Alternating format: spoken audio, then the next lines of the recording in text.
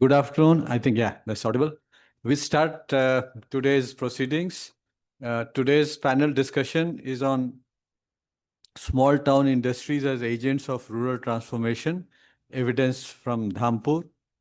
And we have a very distinguished panel here.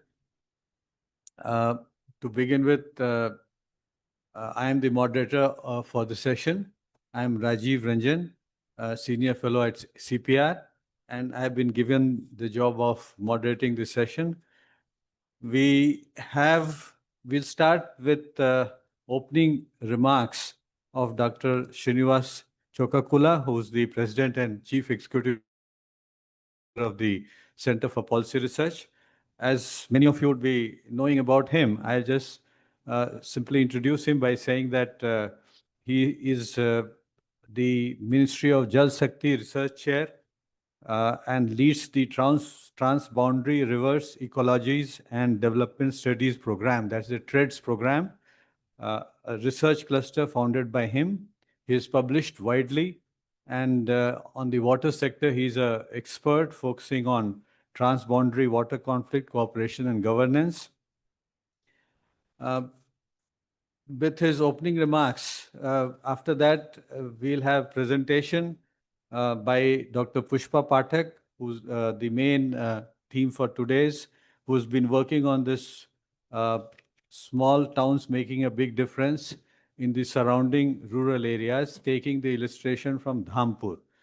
For almost 40 years, what has been the change which has happened. So we are going to discuss that, aided by our panelists, Mr. Saurabh Gupta, who's Managing Director of Dhampur Green. We are also expecting Mr. Nishkam Gupta, Vice President of Dhampur Sugar Mill, to join us shortly. And we have Mr. Harish Damodaran, National Rural Affairs and Agriculture Editor of the Indian Express, with us. With this, I'll request Dr. Chokakula to start with his opening remarks. Thank you, sir. A very good afternoon and a warm welcome to you all, both in the room as well as online, who have joined online for this very interesting panel discussion on small town industries as agents of fruit transformation and evidence from Dhampur. Some of you who have been following this research that is being done by Dr. Pushpa Pathak. Mr. Gupta was here earlier for another talk around the presentation of Dr. Pushpa Pathak. This is anchored around her research, which is quite fascinating as well as, I would call it pioneering, a longitudinal study of, perhaps I haven't heard of that kind of research before, particularly to explain how industry-driven small town growth has a transformational impact on the rural areas surrounding it. So this particular one, which has done her PhD almost 40 years back, and now she's revisiting to write a book about how sugar mills in Dhampur have transformed both the town as well as the rural areas and regional economy surrounding the town. I have certain kind of peripheral interests in it, in this particular research, partly because I've done some work earlier on agriculture extension and the idea of how one can supplement the agriculture extension services to support agriculture development. But I'm particularly interested and excited about this research because there has been this recent trend about promoting cities as particular hubs. For instance, the recent one that we were quite interested was that something that belongs to my home state, the government of Andhra Pradesh wanted to promote Visakhapatnam as an IT hub. And we have certain relationship with the government of Andhra Pradesh, and we've been working with government of Andhra Pradesh and helping out in capacity building in data analytics, and then we've been tracking some developments there. And we were invited to contribute to a conference that was happening in Vishakhapatnam. And some of us wanted to write a paper about how we can pursue the goal of Vishakhapatnam as an IT hub.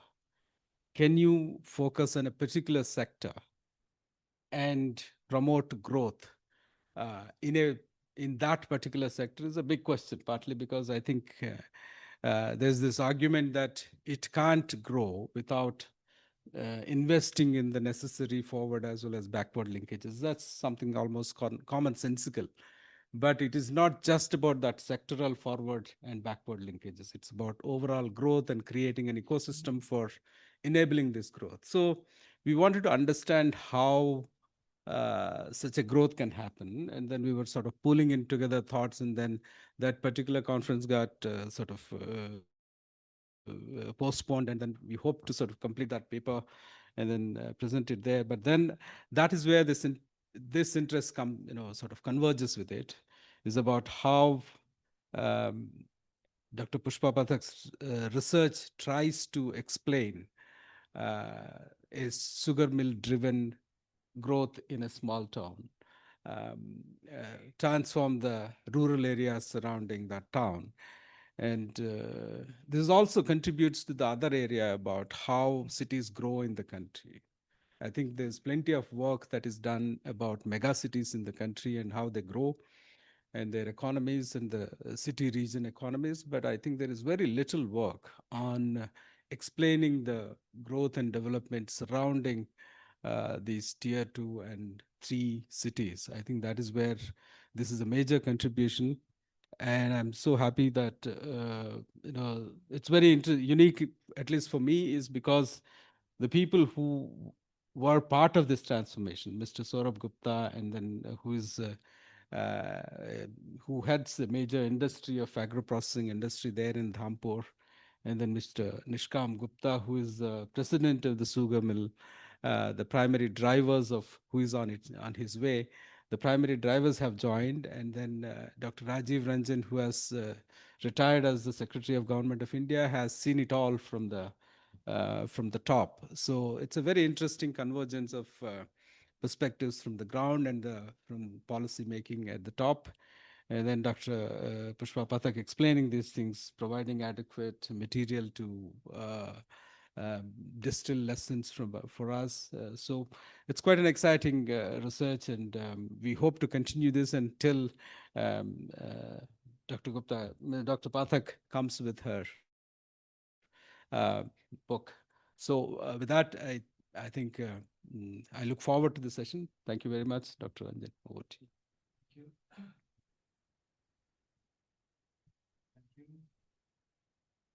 With that, I am supposed to give some opening remarks as a moderator. So let me begin by saying that you see, this is a very fascinating area of discussion for me personally, because I have spent almost 4 decades in the government service, both at the center and state level. And the primary job is to look at rural areas. The initial postings are all in the rural areas. And then as you become senior, you graduate to the policy making roles. And I have been fortunate to work in this sector of industry for a long time. I was in the government of India. I was in the Ministry of, in the DPIIT, that is the Industrial Development and the Trade Ministry, and for 7 years. And in government of Tamil Nadu, I have again had the role of, I was in this department in and around. For example, I was the industry commissioner there. I was the industry secretary, that is the principal secretary industries, additional chief secretary industry. So I have spent a lot of time in this sector. Tamil Nadu, as you know, is one of the industrially very developed state, and it's the second largest economy in the country, uh, punches far above its, the population size, because it's industrially very, very developed. And I have seen it in the last 40 years, the transformation of how it has happened. So one can relate to that experience and then discuss what we are going to discuss today, how Dhampur as a example in the prosperous agriculture belt of Western UP is there. Please come. So we have Mr. Nishkam Gupta also joining us, which completes the panel. So I was mentioning that the experience of how the transformation happens, and because, as I was mentioning, I have experience of Tamil Nadu and at the national level also working in this. So let me begin by quickly telling you how the macro level issues. As a country, you see, we have come a long way. All of us know that. During independence, you see, India at that point of time was uh, was critically dependent for even feeding itself to outside help. And today we have come a long way in this 75, 80 years. At that time, we were almost 80-85% was rural India, the population. But today, we are looking at urbanization. So we are also seeing a great transformation of India taking place and self-sufficiency in food production leading to industrialization. Now, the larger aim of, making employment available to large sections is to make sure that we shift as many people away from agriculture to jobs which are well paying in the industrial sector. Now, has been a major issue. And again, I was fortunate at one point of time to work in something which Government of India, there was something like the NMCC, National Manufacturing Competitiveness Council, established in 2005, with the aim of trying to get India to have 25% of GDP coming from manufacturing. That still remains an aim. That is, we need to make India get more industries so that manufacturing as a percent of GDP increases. So if we are about 15% or 16, whatever numbers we can say, we will not get into those specific issues here.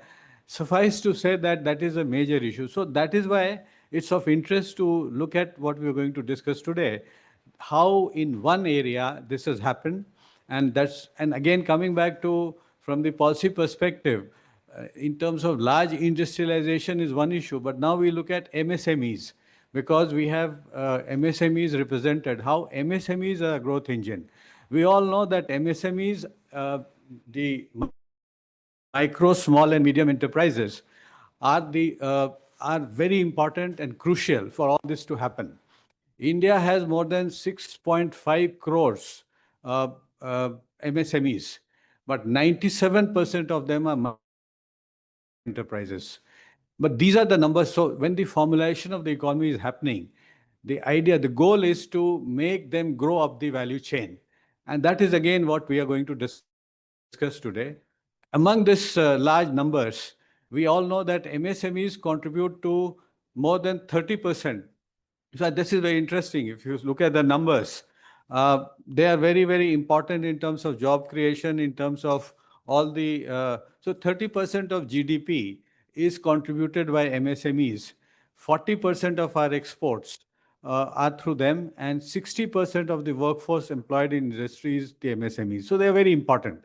Now, we are also looking at other sector, the sugar sector, which is again very important sector for India's growth.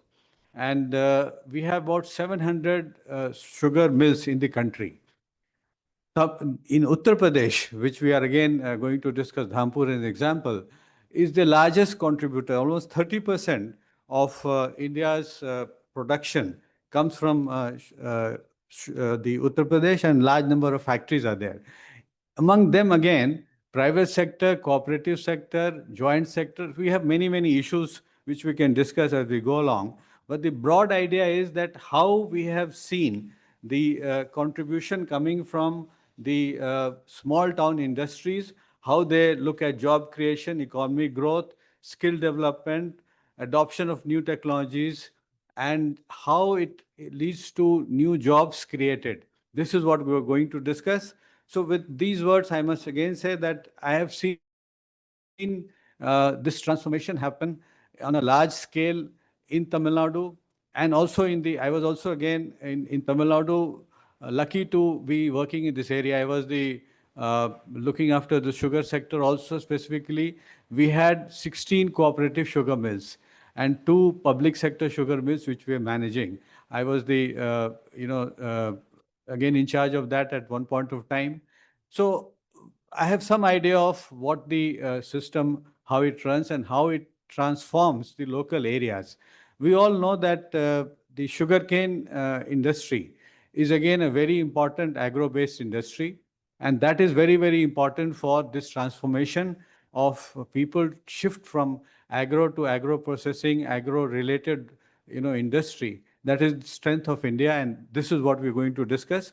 So, with these words, let me again uh, ask the main presentation to be done by Dr. Pushpa Pathak, who's Senior Visiting Fellow at CPR, and let me introduce uh, her credentials in terms of work, 40 years of experience in the field of urban development in India and in other developing and post-conflict countries. She has held senior positions in premier institutions like the National Institute of Urban Affairs, World Bank Water and Sanitation Program, and in Kabul in the UN Habitat Program, in the School of Planning and Architecture, New Delhi. And her areas of interest are inclusive and sustainable urban development. She has published in reputed journals. With these words, I'll request Dr. Pathak to make the presentation. Thank you. While we put the presentation up, Arnaz, good afternoon. Mike, is it working now? I was just going to welcome all the panelists who agreed to be here at a very short notice. And I now feel that I have some very good friends in Dhampur. 40 years of notice. 40 years you've been there. 40 years of notice. It is for 40 years. Right, right. And also my friends in the audience, I would like to acknowledge particularly my friend, Dr. Girish Srivastava, very senior civil servant. My friend from university, Professor Sachidanand Sinha, was my junior in the university, but now he's a dear friend, and other friends in the audience who are around the table. With those words, I really feel very, very happy that we are able to make this presentation while we are still working on the data.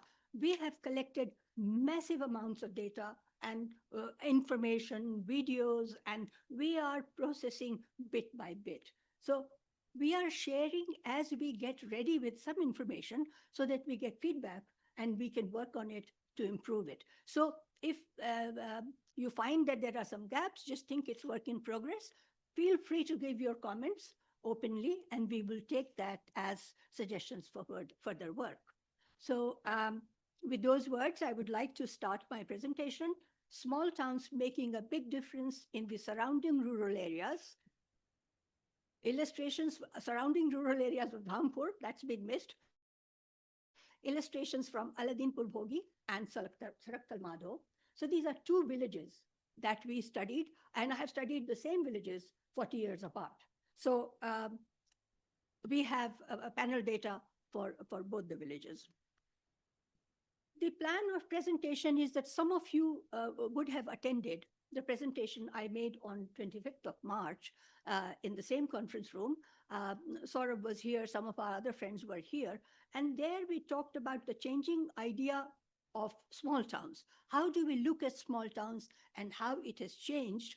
And now we are looking at small towns in tier 2 and tier 3 cities as new growth hubs and centers of industrial production. We also looked at the changing industrial structure and industrial linkages of industries located in Dhampur, district Bijnor, that is in Western UP, for those of you who don't know where it is. So now we are moving on to a very industrialized Tamil Nadu example to Uttar Pradesh that is less industrialized, but there are pockets of high industrial activity. So Bijnor district is a district of high industrial activity, particularly in sugar. And there are 10 sugar mills in one district. Today we are going to examine the relationship between a small town and its rural hinterland with the help of these two case studies that I already talked about. And our special focus will be the relationship of the villages with the industries that are located in Dhampur. I will briefly touch upon the theoretical background, but will jump to the empirical evidence, and that is the focus of today's presentation, which is based on my longitudinal study titled 40 Years Development Saga of Dhampur, Growth Dynamics and Regional Transformation Potential of an Indian Small Town. I will skip the recap slides because some of us who have been here have heard it, but if you have questions on any of those issues, we will get back to it. So to start with, it's better I would refresh our memory. What is the industrial structure of Dhampur like? And that is the basis of its interaction with the surrounding areas. In 1979-80, there were 43 industrial units when I did the survey, both small and medium towns. And we took the industries which were located in the town and within 5 kilometers radius of the town, because most of the industries do not locate in the congested town center, but at the periphery in the agricultural land, but practically they're part of the town and they use all the facilities available in the town. In 2023-24, when we did the repeat survey, the net number of industries became 53, of which 4 were old industries: Dhampur Sugar Mill, Dharam Prakash Bhattewale ji, and Janaki Sharan Wood Factory, which is now split into 2 because of the division in the family property. So we would say, how is it vibrant when so many industries close down? That's the question people have asked me. I said, all right. Some 39 industries closed down, but 49 came up. It does talk about some kind of vibrancy, some kind of entrepreneurial capital and skill available within the district, because most of the industries which are new are set up by new industrialists, and these are not the old industrialists. So there is new capital formation. There is understanding of the market demand and technological changes, and new industries are coming up in this small town. While the older ones, the biggest one, Dhampur Sugar Mill, is still there, and it has transformed and expanded using modern labor-saving technology and less pollution technology, pollution-reducing technology, shifting to green renewable energy, doesn't use electricity at all. It uses its own byproducts, bagasse, for creating power, and also some of the electricity to its neighbor, Dhampur Green, who's sitting next to him. And it has also diversified into 3 new products, which is ethanol, and country liquor production. वो भी होता है. Acha, recap में, I just want to very, very briefly make you look at how the industrial structure has changed. So the industries, there are 4 groups of industries. There are some who have expanded, some have declined, some new have come up, and some have transformed. The 2 industries that have been there traditionally, which is food products and metal products, have actually expanded. And the other industries have declined, and the new industries that have come up are like furniture making, ice cream making, bag making, all kinds of new products that one had not heard of before. Couple of industries have transformed itself, and the most important one transformation is in textiles. Earlier, Dhampur used to be a center of handloom production. Khaddis used to be in people's houses. Now there are no khaddis, and khadi cooperatives have come up, and they have promoted spinning and weaving in the villages. So this is an industrial transformation. The product is cotton cloth. So mind you, food and metal products are the largest industries of Dhampur, and they have expanded over the 40-year period. The theoretical framework or underpinning of this study is based on industrial linkages and regional development. I will very quickly touch upon it. And we all know that the industrial linkages are channels of development impulses through which growth process is promoted in the nearby areas. And their backward and forward linkages are expected to stipulate a self-supporting growth process wherever they are getting connected. And rural-urban interdependence also includes not just industrial linkages, but flows of people, commodities, goods, information, and financial flows. In this study, we have not studied all these linkages, but we have studied three, which today we are not presenting, which is flows of industrial goods, flow of capital, and flow of labor.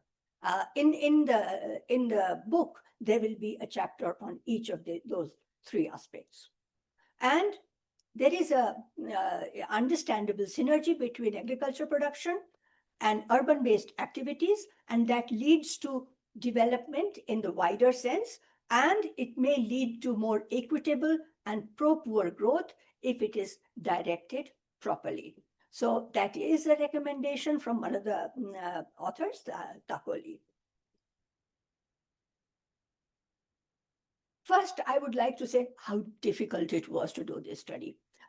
40-year period is a very long span of time.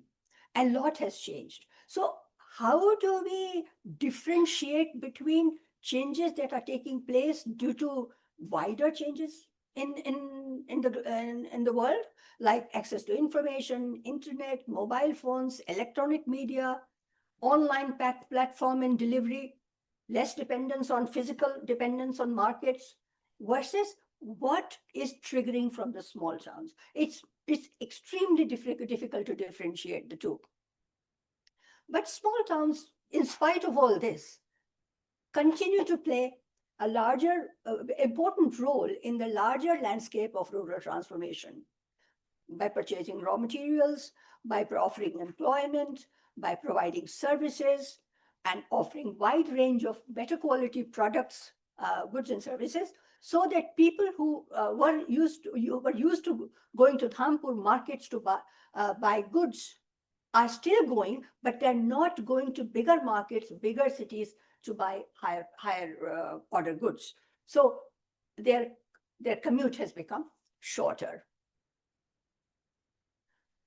So we start with just a little look at some numbers on Bijnor district, which is known as a sugar district of UP.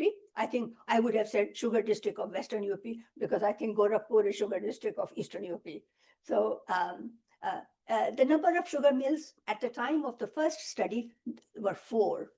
At the time of the recent study, there were 10. Out of the earlier 4 units, 2 have closed down, which is Chandpur and Bijnor, and 2 are still there, which is Dhampur and Silhara. Area under sugarcane has doubled in the district from 1.3 lakh hectare to 2.63 lakh hectare. And sugarcane yield has increased many more times, almost it's 3 times. So area has increased to double, yield has increased to 3 times, sugar mills have increased to more than 3 times. So there is enough sugarcane to cater to 10 sugar mills now that are functioning there. Dhampur sugar mill is the lead agent of change. It has a sugarcane supply zone, which is determined by the government, the Cane Cooperative Society of Uttar Pradesh, and it has committees in districts and in tehsils. And it's not like you can go and buy your raw material from anywhere. The area is fixed, and that's where you buy your raw materials. And if you have to say something more in that, you're welcome. So in 1979-80, there were 694 villages in the sugarcane supply zone for sugar mill, And it has come down to 562 villages, mind you, because number of sugar mills have increased. But because of change in the yield of sugarcane, as I mentioned in the previous slide, mills' sugarcane capacity has increased 16 times during the 40-year period that we are studying. So that is remarkable increase. And now I believe it is Asia's first biggest sugar mill in terms of its crushing capacity. Sometimes there is a debate going on whether Dhampur sugar mill is bigger or Kathauli is bigger. I think they compete with each other, and their position changes as first and second in a year, in every year. But last year it was the first. So just to show you Dhampur and Tehsil and where these two villages are, Aladinpur Bhogi is in the northwest and Sarakkal Madho is in southwest. Both the villages are about 9 kilometers away from the town, and they have easy accessibility by connecting to Sarakkal Madho is on a state highway and Aladinpur Bhogi is on a national highway. And they always had this connectivity, which made the interaction of the two villages much better than other villages. And that was one of the reasons why those towns were selected in the first place. Dhampur and the case study villages, we showed you the map, but we are going to move on to more detailed descriptions. I think first, when you go to study somewhere, first impression is extremely important. You don't even have to look at data, you don't have to analyze anything, but just a look tells you a lot. So I thought, well, I'll remember what it was like when I went there. So in 1978-79, when I went there, almost all houses were kacha, with just, huh? बस photo ही तो नहीं है, उसी में तो हम fail हो गए भाई. हम जर्नलिस्ट होते तो लेते ना, वो तो स्टूडेंट थे, कैमरा भी नहीं था हमारे पास. लेकिन कहीं से अगर आप निकाल देंगे ना फोटो हमारे लिए, so I'll be very thankful. All houses were kachas, and just a few houses were pakka, but only with brick, red brick, no plaster, and that is quite common. Even today, when you go to small towns, you don't see houses with plaster. Plaster is done inside, outside is left to just red brick. Who cares what I look like from outside? The city beauty, nobody cares about. So those were the kind of houses. And there were kacha roads and drains, wells and hand pumps for water supply. Only few houses have dry toilets inside the house, and firewood, kerosene stove, and cow dung were used as main cooking fuel. Most women wore saris and salwar kameez. This is important because one of the visible changes that you see when societies begin to perform is change in women's dress. Men, my friends said, foreign friends said, oh, men in India are very westernized. I said, why? They always wear Western clothes. But women wear traditional clothes. So see the dichotomy. So when women begin to wear non-traditional clothes, that's a real indicator of transformation. So at that time, women used to wear saris and salwar kameez. They do. I'm not joking. But young girls, not older women. So in 2023-4, we went there and I didn't see a single kacha house, although there were some kacha hut type structures with thatch, but those were for cattle sheds. So all houses were brick houses, many houses with plaster, and many with colorful paints and plaster and nice blue doors. So mostly pakka brick and gravel roads, a few smaller kacha roads, all houses with piped water, thanks to Har Ghar Jal. Oh, Namami Gange chale gaye, unko acha lagta sun ke. A few hand pumps and open brick or cement drains, not kacha drains. Every house had in-house toilet. Again, linked to Swachh Bharat, linked to septic tank. Almost all houses had cooking gas, supplemented by firewood and cow dung, especially for heating in the winter, or sometimes heating milk, which sort of is cooked for a long time. So that's kept on cow dung. Many young girls also wore jeans and top, and they drove around scooters. And I forgot to write here, it just come to my mind, many girls from the town also commute to from the village also commute to the town, either to study or even work. And we found two women workers in one of the Khadi cooperatives from Saraktal Madho, and they commute taking e-rickshaws. That's the common mode of transport. Profile of the case study villages, I will just mention the size of the villages. Saraktal Madho had the population of 600 in earlier time, and now its population has increased quite a lot to 1,900, almost 2,000.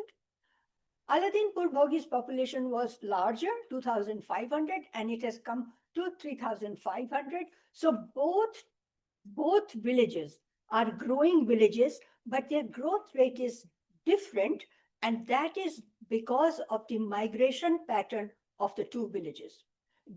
People are migrating at different rates for different reasons from these two villages.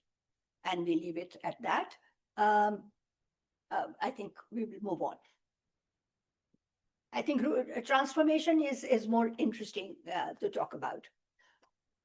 When we looked at our data, now we are from dress to hard data, we found that the majority or major transformation have taken place in two areas.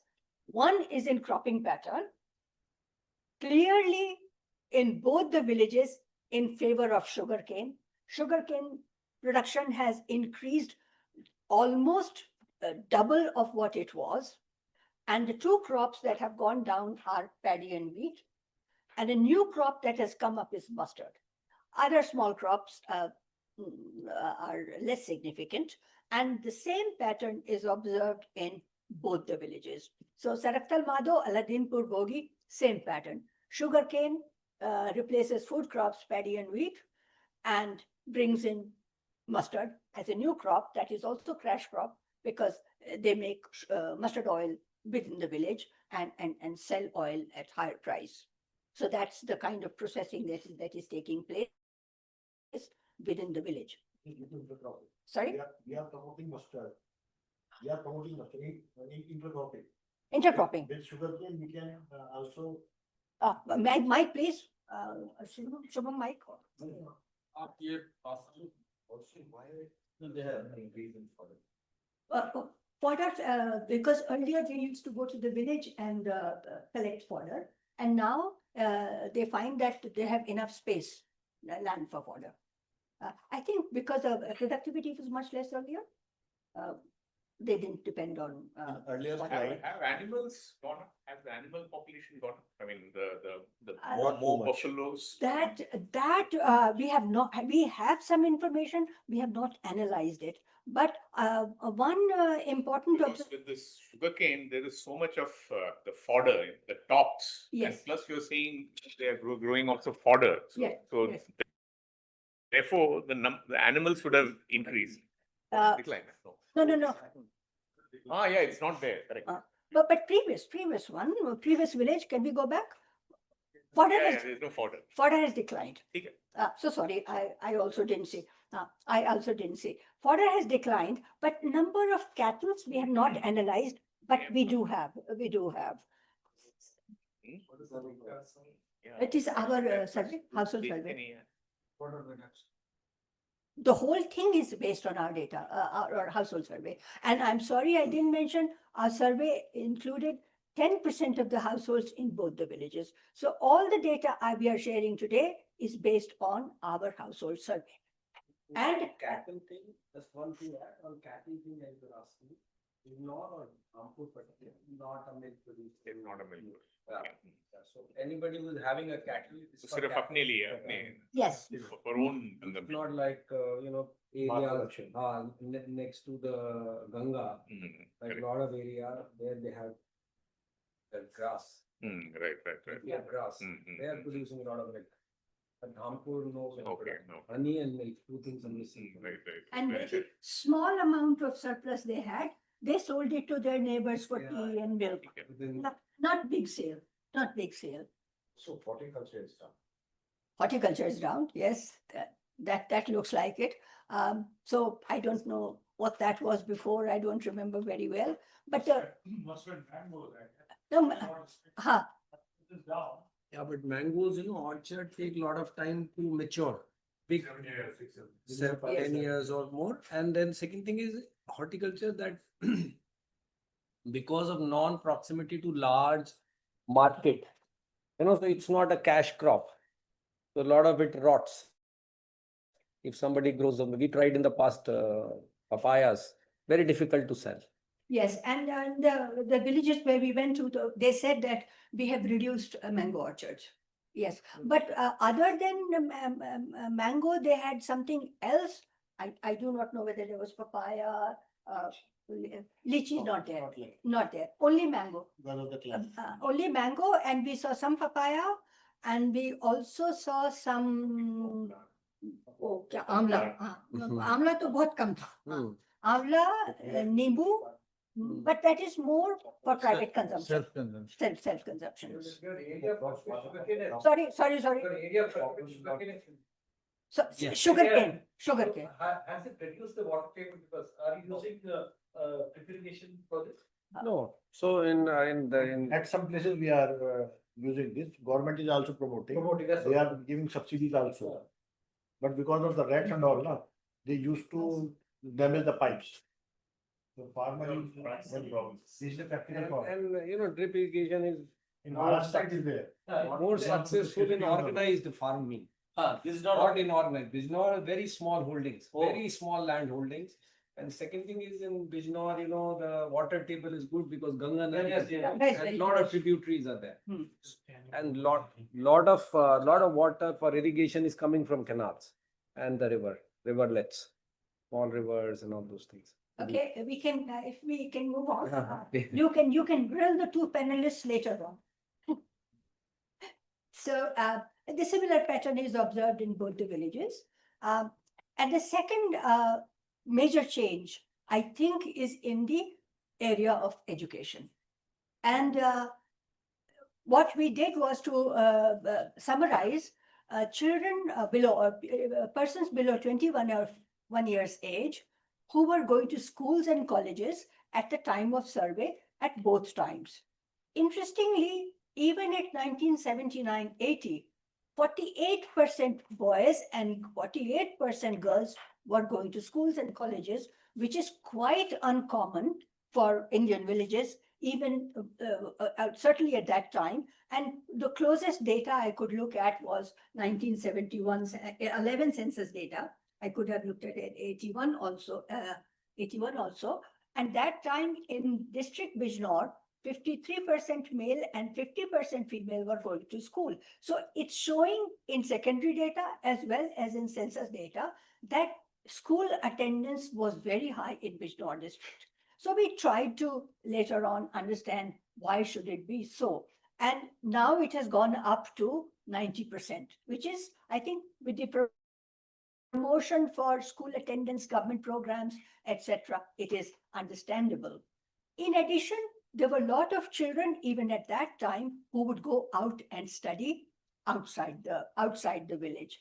And even at the time of survey, we found that in Aladinpur Bhogi, there were 3 male and 1 female, and 3 male and 7 male and 3 females in Aladinpur, Saraktal Madho. Sorry, I'm getting confused. There were quite a few numbers. And they were studying outside. But I remember when I was there in 1978-79, and I used to stay in a PG. Remember, PG in a small town. And that was because there were so many children coming from the villages used to look for a place to stay. And there were just a few hostels, and there was one girls' hostel in the entire Dhampur town. And there were so many PGs for girls and boys in people's houses. And I stayed in a house where there were 2 girls, one from Aladinpur Bhogi and the second one from Sarakkal Madho. And that is how I got entry into these villages. And I said, I will come to your house and you will introduce us, and then we will do the survey. Otherwise, nobody would have talked to me. So we stayed in a PG in 1978-79 in Dadiji's house. But I again look at the role of Dhampur Sugar Mill. It is because Dhampur Sugar Mill is operating since 1933, and they were buying sugarcane from the neighboring villages. Income levels had started going up already. They looked poor. The houses were kacha, but they were actually not very poor households. And they gave a lot of importance to education right from the beginning. So I feel Dhampur Sugar Mill has played a very important role by not just increasing their incomes, but promoting education of girls and boys both. This is important.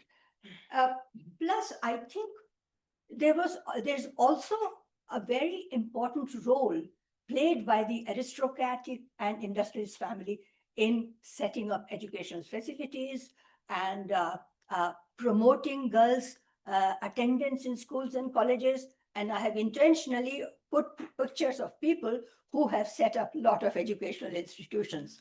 Right in the first left corner in blue shirt is Saurabh Gupta's father, who is called Babuji by everybody. And they have set up 7 schools and degree colleges and nursing colleges and girls' colleges and so on.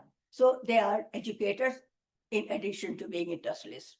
On the right side are the Kumar Manvendra Singh and Bhaktiji. They are the descendants of the ruling family of Sherkot, who moved to Dhampur, and I think their uncle used to be the princely person, the Ranjit Singh Ji. Ranjit Singh Ji was his uncle. Rani Phul Kumari's nephew is Manvendra Singh Ji. So they have set up the Ranjit Singh Memorial Inter College first, then degree college. Now they have girls' college, they have agriculture college, although these colleges are now affiliated to the government in the sense the salaries come from the government, as it happens with most of the private colleges. And the picture down at the bottom is the Kumar Sahab of Aladinpur Bhogi and Jaimala Devi Ji. These are the people from ruling family from Aladinpur Bhogi who continue to live there. And they have a very important role in rural development, and Jaimala Ji is always out there promoting awareness about health, about education, and she, I think, also had a political role. She is a member of Women's Samiti in Dhampur, and she also represented the Women's Council for some time in the district. So the role of industrialists and leading families in spreading education is not uncommon. In India, it's a common pattern. When you become something, you do 2 kinds of charity. You set up schools and colleges, and you set up hospitals. All leading families would do this first and something else later. So Bijnor follows the same example. Huh? Sorry? Now instead of hospital. Temples. नहीं, temples भी होता था. हमारे trust में एक school भी है, inter college है, एक गर्ल्स कॉलेज है, एक टेम्पल है. टेम्पल्स भी होता, अब पहले भी होता था, धामपुर में भी है. अच्छा. So another change, I think, is an important change that one would look at, but I don't see a big change here, is non-farm activities and non-farm employment in the villages. Here, there is a change. There is a change in the pattern. Earlier, there used to be artisan industries like pottery, blacksmith, more milling, food milling, and handloom weaving. Now, those kind of industries have gone down, and the new kind of activities that have come up are retail general stores, medical stores, barber shop, salon, and so on. So there are beauty salons also in these villages.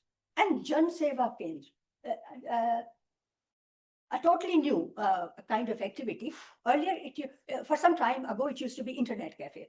People didn't have internet. Now people have internet in their mobile phones, so they don't need internet cafes. But Jan Seva Kendra are the ones that facilitate your Aadhaar card issuing, your voter ID card, your passport, making photocopies, making your job applications, making your university applications, because many people who want to apply to these places are not capable of doing it themselves.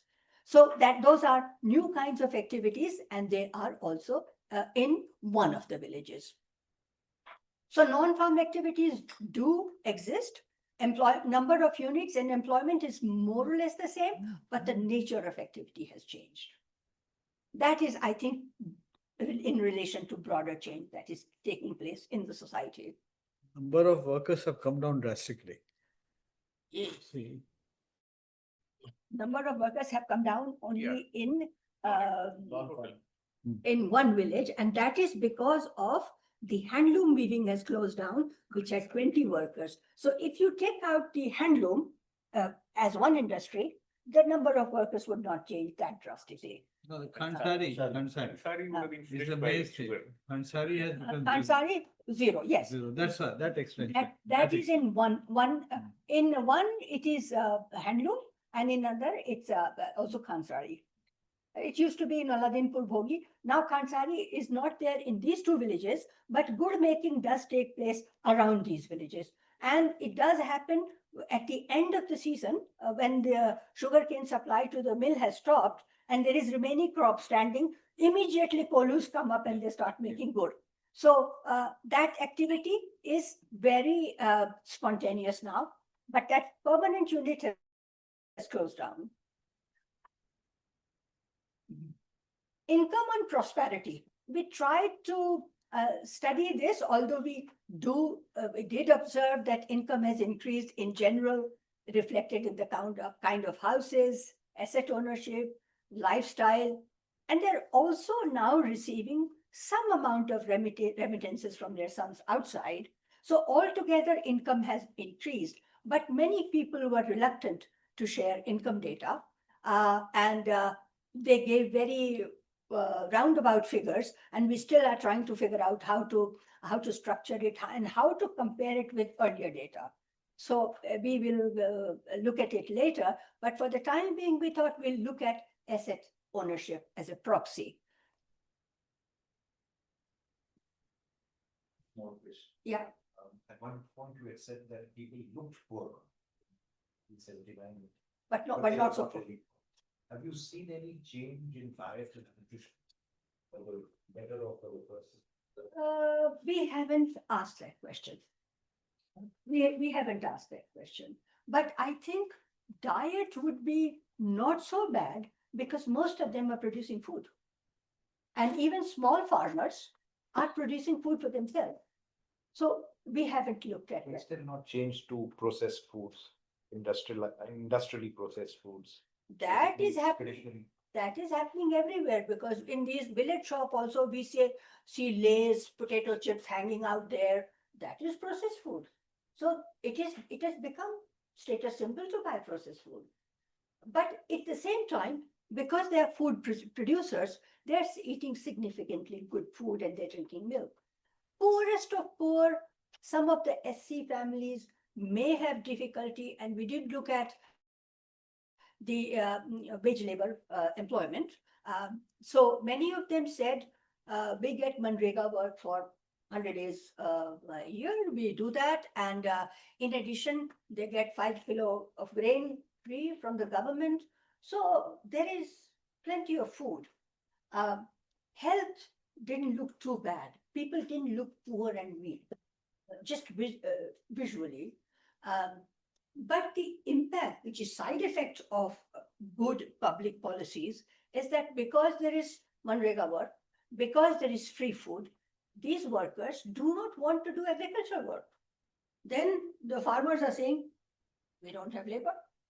So earlier, the first time when I studied this, there was a lot of Eastern UP and Bihari labor. Now there's hardly any Eastern UP and Bihari labor.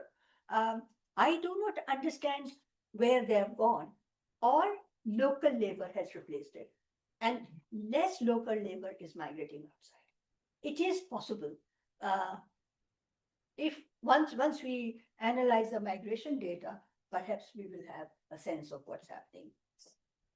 So, so in terms of incomes have increased. Quality of life appears to have improved, and it is likely to increase further because better education that people are getting will give them better employment and opportunities in the future. So this change, which has started 40 years ago, will continue in the near future, and better incomes, better education will promote more out-migration. So we will see more changes in the coming years. If I decide to go 10 years from now, if I am still alive, maybe I will see these changes. So asset ownership, we tried to club different kinds of assets like a tractor, car, motorbike, AC, fridge. When I was there in 1978, 79, there were hardly cycles in most houses, some houses, and some ceiling fans. Some people had radio, and only the richest farmers, I think a couple of them had scooters. And now, so often you see a house with a motor car.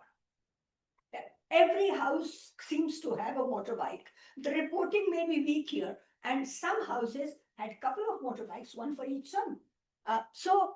In general, in Aladdinpur Bhogi, 10% houses have at least 5 of these assets we have listed, 5 or more, which I think is quite significant, and it will be different combinations. We couldn't find different groups. There'll be plenty of groups if we did permutation combinations.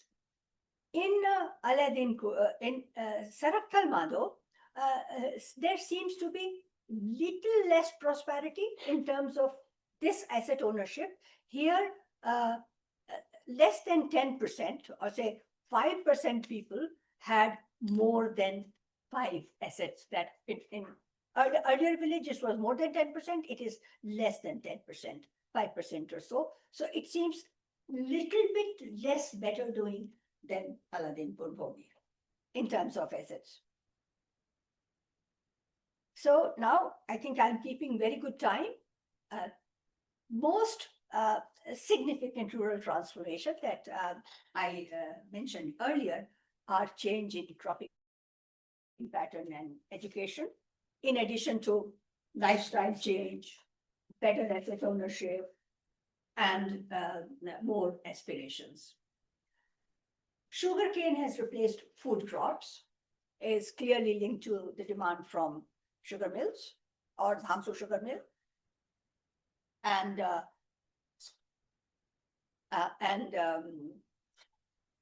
it implies that people in surrounding villages have better incomes, more assets, and better quality of life because they are selling to Dhampur at a good price. With increasing incomes, people's aspirations have also gone up, reflecting in out-migration to larger cities for education, for employment. And this education will lead to further out-migration from these villages to larger cities. But in spite of all these changes, Dhampur continues to be an important player by providing a wide range of goods and services. And as I have mentioned before, Dhampur market has developed so much more now that people from surrounding areas, from nearby towns, also come to Dhampur for doing their shopping. So it is an important center in Bijnor district and neighboring district, bordering 2 districts, Moradabad and Amroha. So people do come to Dhampur for various reasons. And with that, I think I would like to thank you once again. Thank you from our team. And I do have to introduce my team who have supported me in field work, and we call ourselves Dhampur Warriors. And we have Shubham Kashyap. Shubham Kashyap, stand up, please, show yourself. And he is the one of the lead researchers. And Looks like a warrior. why you look like a warrior? Yes, yes. So do I. And we have Anna Rawal in the pink dress in the picture. She is not with us at the moment. She is looking for better opportunities, and she's today getting interviewed at Niti Aayog. That's why she's not here. And both of them did a wonderful job. We had very hard, demanding field work day after day throughout 2024, and they didn't give up. And here we are in different places, talking to different people, very comfortable, sitting on stools and talking to all the Taujis in Western UP. We did a good job. We are a good team.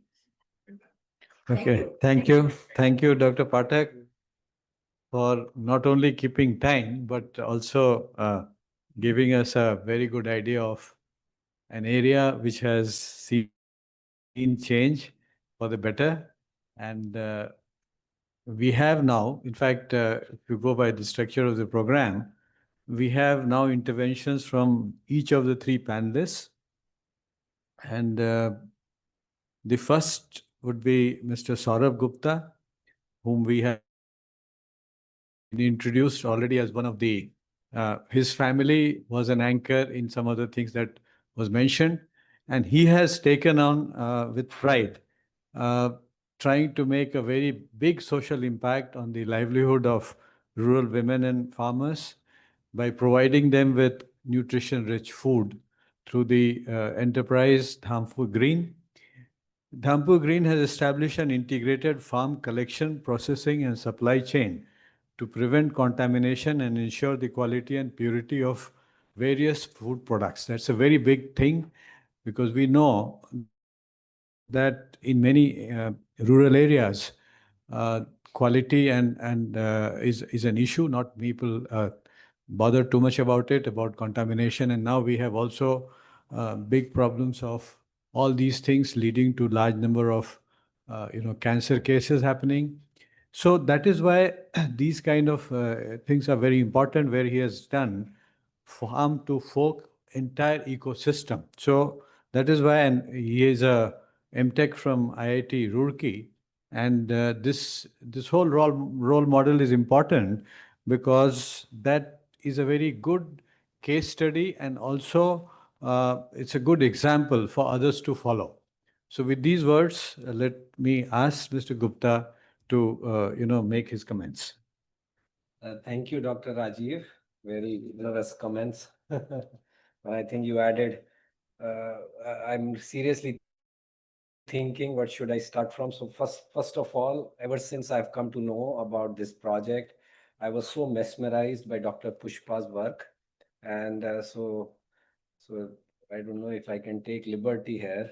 So first time when somebody called me for an interview or visit to our factory, so the person had a very vivid description that there is some very pestering lady, old lady, troubling us, and we hope she is not from some government department who has come here with some other Young assistant. young officers to some inspector or some kind of, because we often get these surprises. These in India, surprises are like, so the common thing for industrialists, at least. There are all kinds of surprises whole day.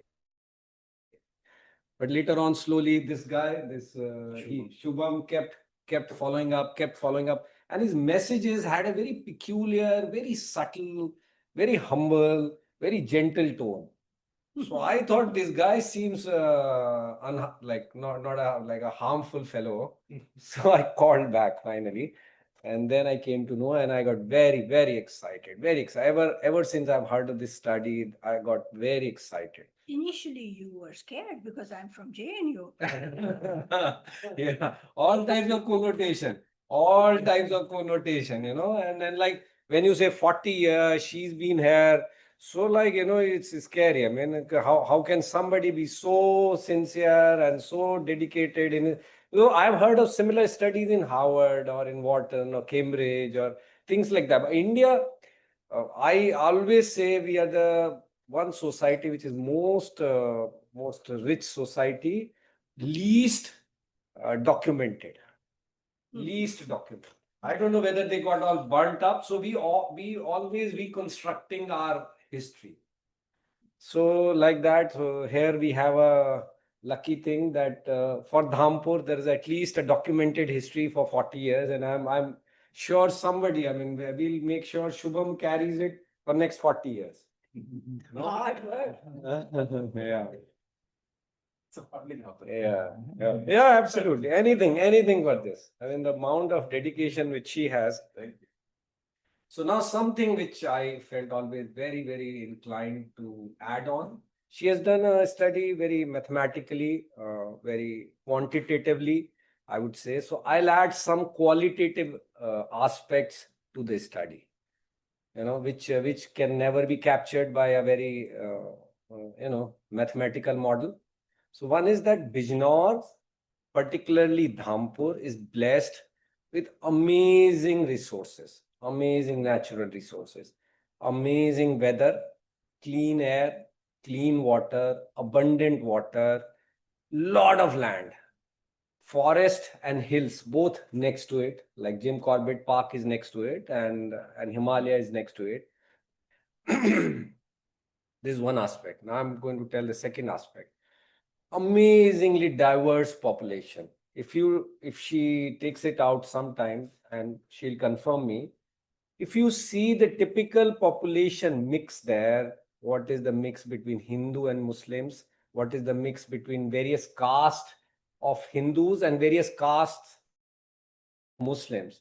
So this town and this particular district has an amazing combination of all types of people, whether it's labor, whether it's carpenter, whether it's ironsmith workers, whether it's I mean, you ask for it and they immediately come up with that sort of service or product or anything, whatever you need. This is second blessing there. And another blessing which I noticed, people are very receptive. I don't know for what reason, whether it's education, they are very receptive to new ideas. In general, people are very, very cooperative. Like there is no, and you must not have ever heard a Hindu-Muslim divide. You can hear about this in places like Muradabad, but not in Bijnor, where it is exactly 50-50. The population is almost like 50-50, but never been like a communal thing, never been a thing like people against those untouched, I mean, the SC/ST thing, caste thing, never been a major rift with the administration. All the DMs or district magistrates are respected there a lot. All the police officers are respected there a lot. Till I was in 12th, I heard of only one murder case. And that murder case became such a talk of the town, like whole district. The whole district was trying to grab these criminals from somewhere. Like not only police, every village fellow was active, finding out criminal, who can be the criminal. And when this guy was found, it was like as if the whole district had collected to see this guy. Who's this guy who has made a murder? Like it was like for us, all the school kids went. We went in like cars together that to see this guy. Right. Nobody had thought of anybody kill anyone. Right? That was unbelievable. Now this is another blessing. Like we have diverse population, diverse caste, diverse workers, all types of people with no shame. I think Dhampur took a lot of people from Pakistan also. Right? Dhampur has a very, very big Punjabi colony, which is basically people who came absolutely after partition from Pakistan. They are also doing very well there. So Dhampur is typically a very, very cosmopolitan from that point of view. It's unbelievable. Like till I was in class 12th, I had not realized there is a difference between Hindu and Muslim. There is a difference between lower caste, higher caste. I never thought who's a Thakur. This came now in the last 10 years or 15 years of public discourse. That time it was not heard of. It was just to tell you a funny story. Every day lunch was at one of our friend, whose house was close to our school in Dhampur, and he was a Muslim, and nobody ever cared where all these kids are going. And mother used to make lovely lunch, and we used to eat all there. So, that was another blessing in Dhampur. Then one more thing was that somehow educational institutions got promoted, and a lot of them were supported by the local people. And now, because of this diverse population base, some people went to work in Middle East, and the beauty of these people who go to Middle East is, and especially the Muslim community, they send all the money back home. It's not like people going to America or Canada, that whoever goes there settles there, never sends any money. I mean, yeah. So they all go there. They can't settle there. They are not supposed to settle. They're not allowed to settle there. That's the difference. So in Middle East, you are not normally. Anyway, I'm just making. No. So I believe it's another reason is that these guys felt strongly for their roots. This is what I feel, that they felt like nobody believed why would a person go there and not come back. This was because Dhampur was such a happy town. And you see, at that time, if you would have noticed, at that time, nobody had thought about entertainment possibilities, but Dhampur had these canal guest houses, like there was a place called Khoberaj. So it was a nice picnic and entertainment place that time. Now it's not so well maintained, but that time it was a very nice. Which one? Khoberaj. Khoberaj. Yeah. I've not heard. Yeah, so in Kho River, this is a tributary. Yeah, this is, yeah. So it was a very nice entertainment thing made by irrigation department, and there was this Kalagad Dam, which was another thing. Okay. So because of in that backdrop, you see all these developmental parameters or social indicators improving also. I mean, so there is a role of nature here. There's a role of everyone. I mean, the industry has played their role, but there were bigger forces also, and which I think we should also be careful, cognizant of while taking this forward. Thank you, and I think I've overshot my time. Is it? No, slightly, but you. Thanks. Okay. No, we'll Thanks, get back again. Thanks for this opportunity, and Yeah. really look forward to some And interesting things. we have another interaction later among the panelists, so we have time again to come back to some of the issues. Next, we have on the panel Mr. Nishkam Gupta. Mr. Gupta is the Vice President of the Dhampur Sugar Mill. He comes with a technical and managerial background of over 3 decades, very rich experience in sugar, power, distillery, refinery, and chemical industry. He's a BTech mechanical engineering and worked in both greenfield, brownfield projects in different domains. Before joining Dhampur Sugar, he was associated with Balrampur Group as unit head of Balrampur Chini Mills. So his expertise is in cane development, people development, technical upgradation, and lots of areas. So let's hear from him, his views about what we are discussing today. Thank you, sir. Most of the things have been told by Saurabh sir, so I don't have much to say. But since I am in Dhampur from last 3 decades, so I want to tell you something. With regard to Pushpa ma'am, really she is a very hard worker, and what I learned from her is patience. She used to come to our factory so many times along with Kashyap. Sometimes we give time, and she used to come at right 11 a.m. I've said.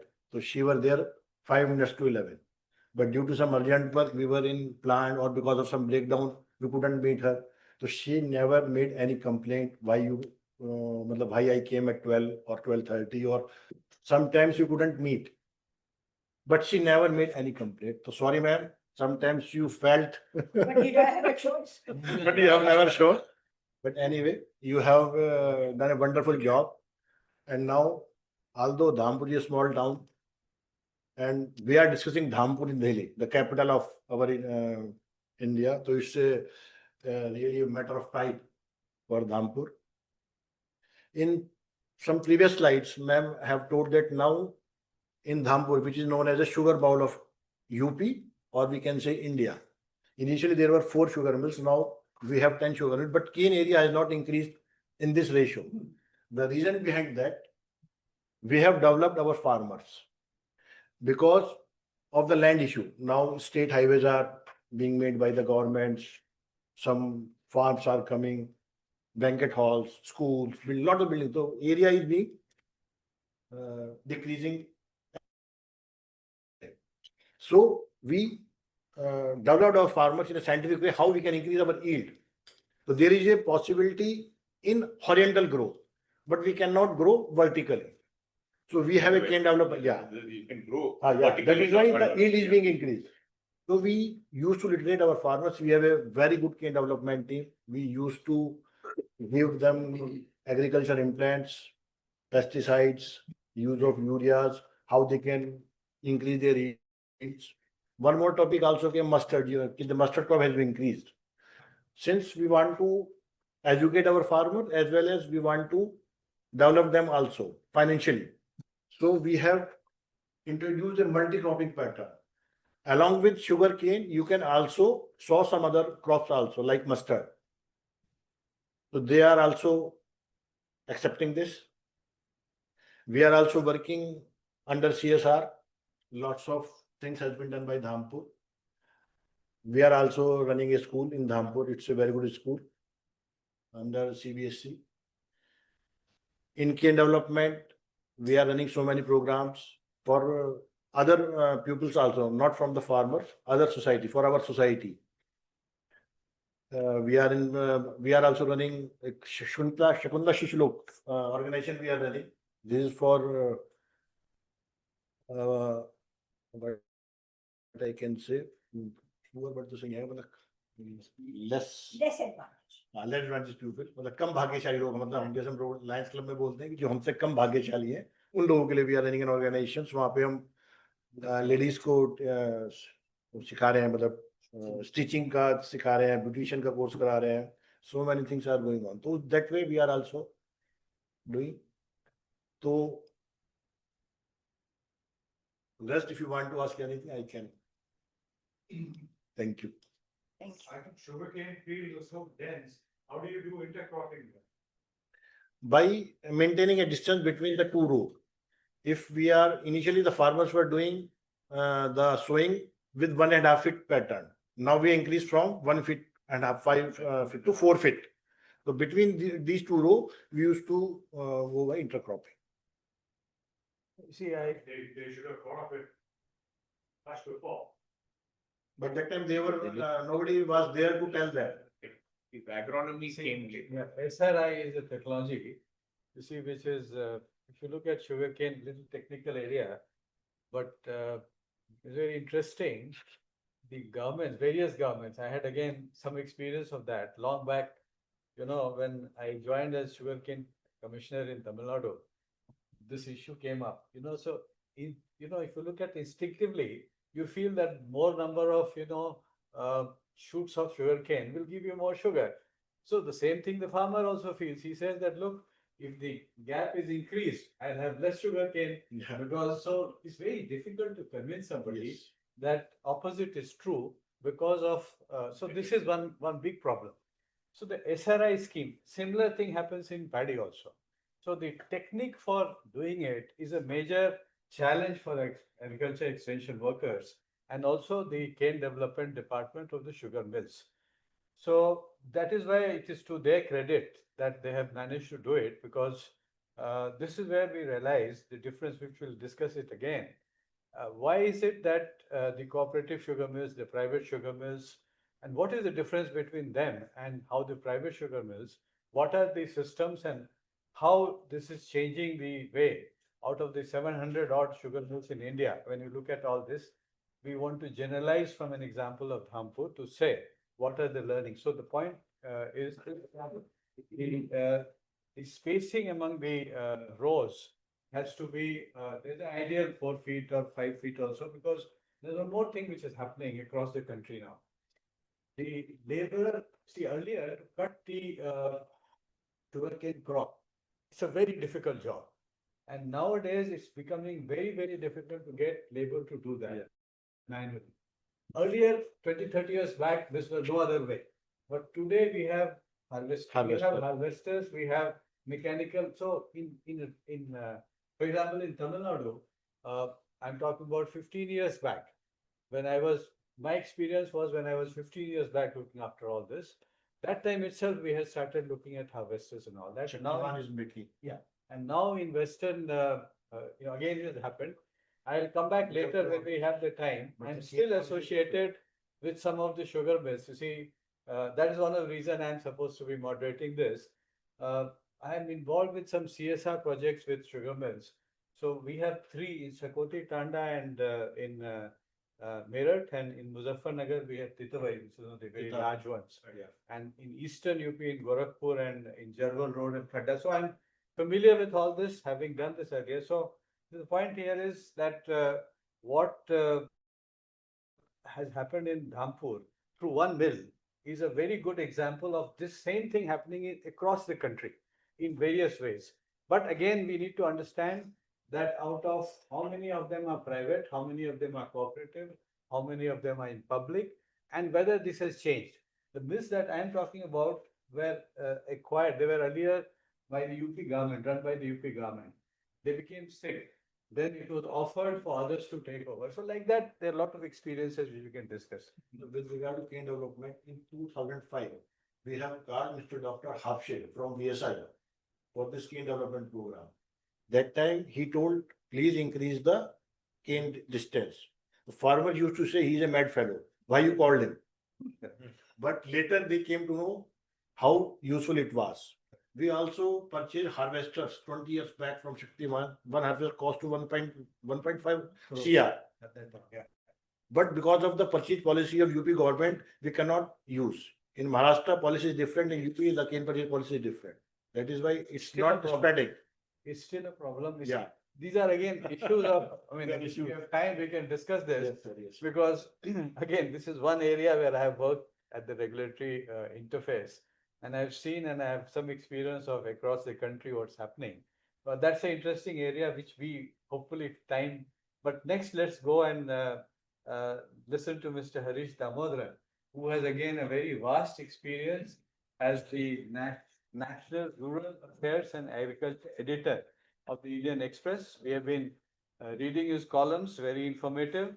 He is a journalist of 35 years of experience in agribusiness and macroeconomic policy reporting analysis. So I personally remember reading his book, The India's New Capitalist. You know, that was, I was in Tamil Nadu, working in Tamil Nadu for a long time.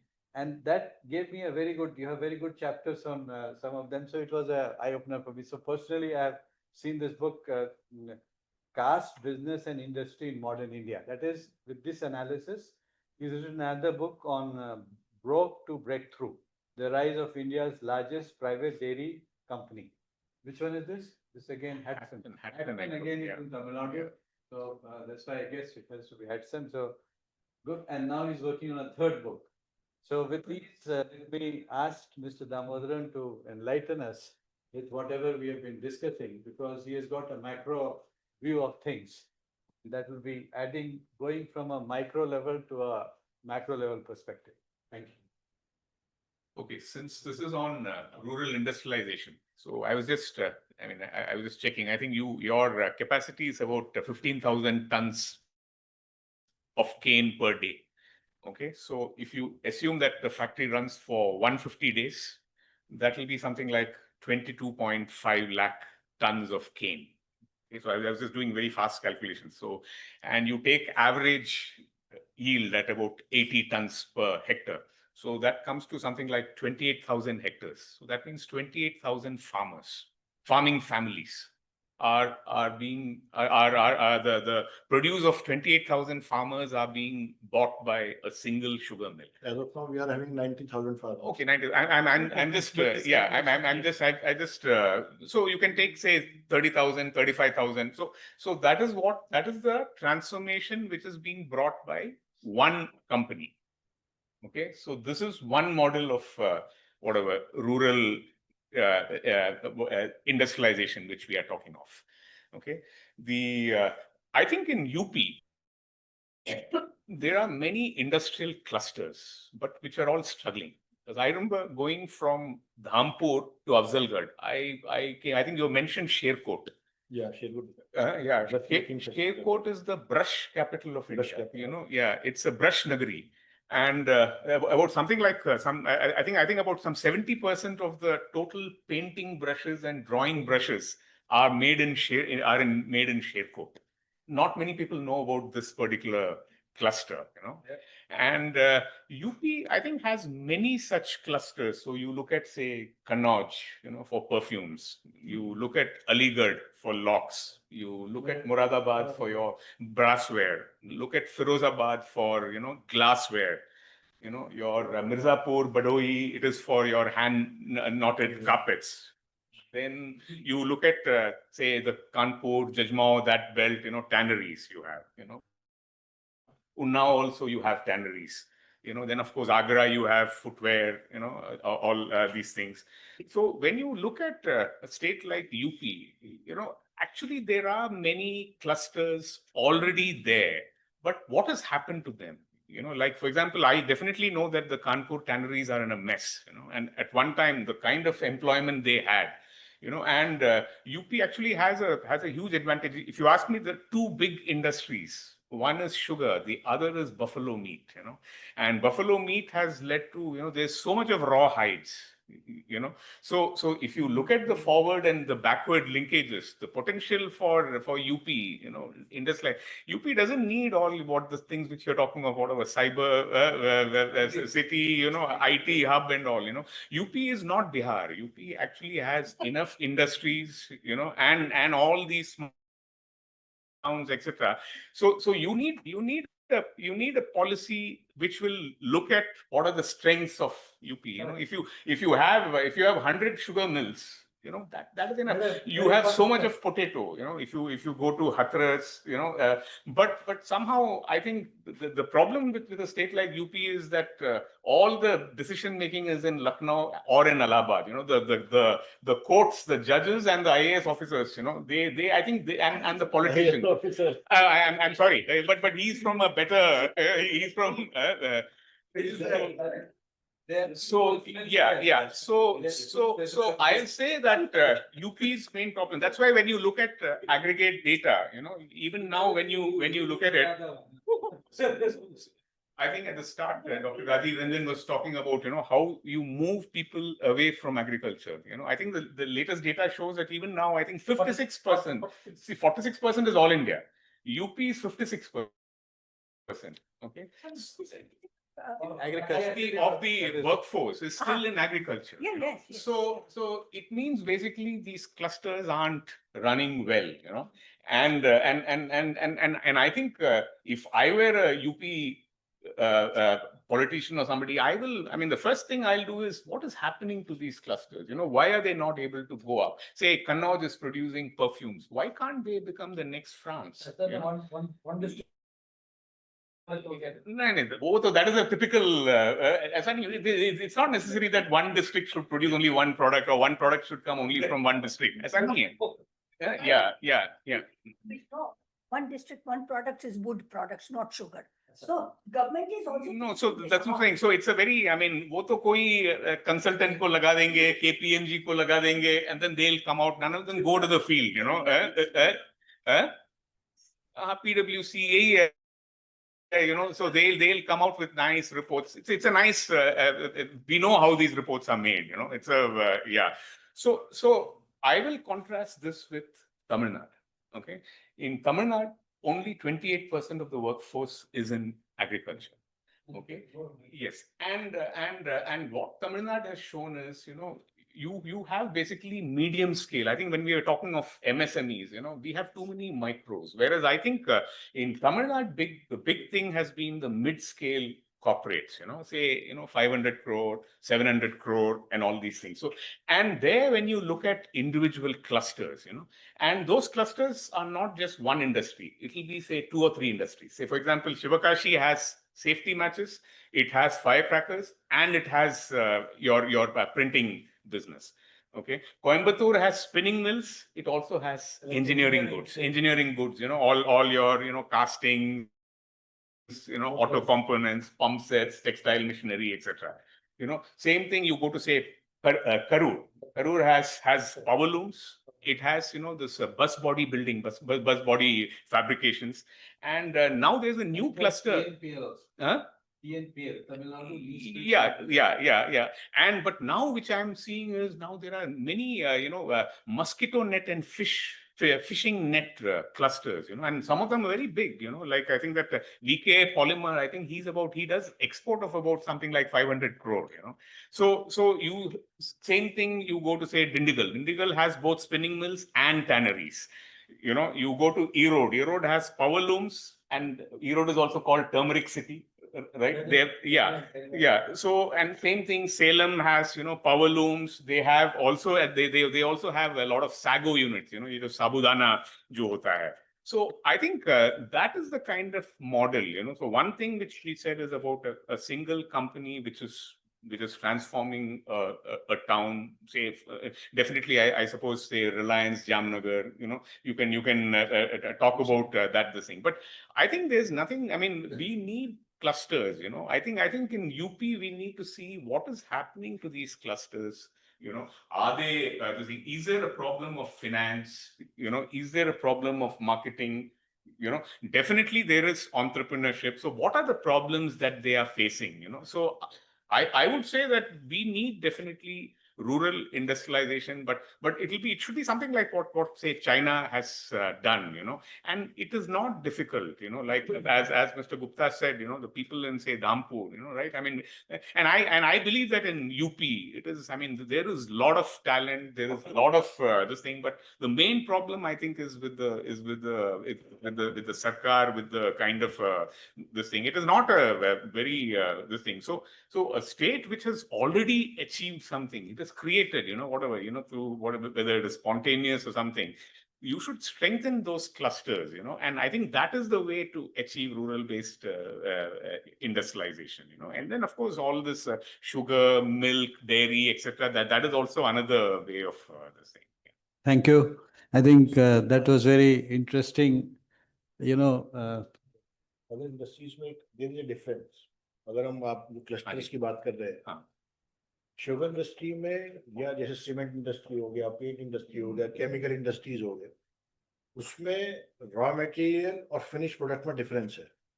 Rural area के development में जैसे हमने कहा कि हमारे साथ 90,000 farmers हैं, उनका रॉ मटेरियल एक शुगर मिल प्रोक्योर करती है, और वो जो पैसा है वो उसकी एरिया में जाके डेवलप होता है. अगर आप वहाँ पे सीमेंट फैक्ट्री लगा देंगे, पेपर में लगा देंगे, तो रॉ मटेरियल नहीं होगा, रॉ मटेरियल बाहर से आ रहा है, परफ्यूम की भी लगा देंगे यार, तो क्लस्टर को लगाने से अगर हम इंडस्ट्री का क्लस्टर ले लेंगे, उससे एरिया का डेवलपमेंट नहीं होगा, क्योंकि वो जो डेवलपमेंट होगा इंडस्ट्री ओनर का होगा. रूरल डेवलपमेंट में जो मैम ने जो कहा है, क्योंकि रॉ मटेरियल लोकल जो पब्लिक से परचेज होके आता है, वो सिर्फ एक शुगर फैक्ट्री ही कर सकती है. उसमें फिनिश प्रोडक्ट्स मार्केट में ऑल ओवर इंडिया जाएगा, एक्सपोर्ट भी होता है, लेकिन रॉ मटेरियल उसी विसिनिटी में आता है. शुगर फैक्ट्री कोई दिल्ली में नहीं लगा सकते, क्योंकि गन्ना तो जंगल में होता है. तो रूरल एरिया के डेवलपमेंट से पर्पज ये है कि उनको राइट टाइम पे राइट मनी उनको मिलता है, उनका डेवलपमेंट होता है. इसीलिए फैक्ट्री की कैपेसिटीज बढ़ती है, नंबर ऑफ शुगर फैक्ट्रीज बढ़ती है, उस एरिया का डेवलपमेंट.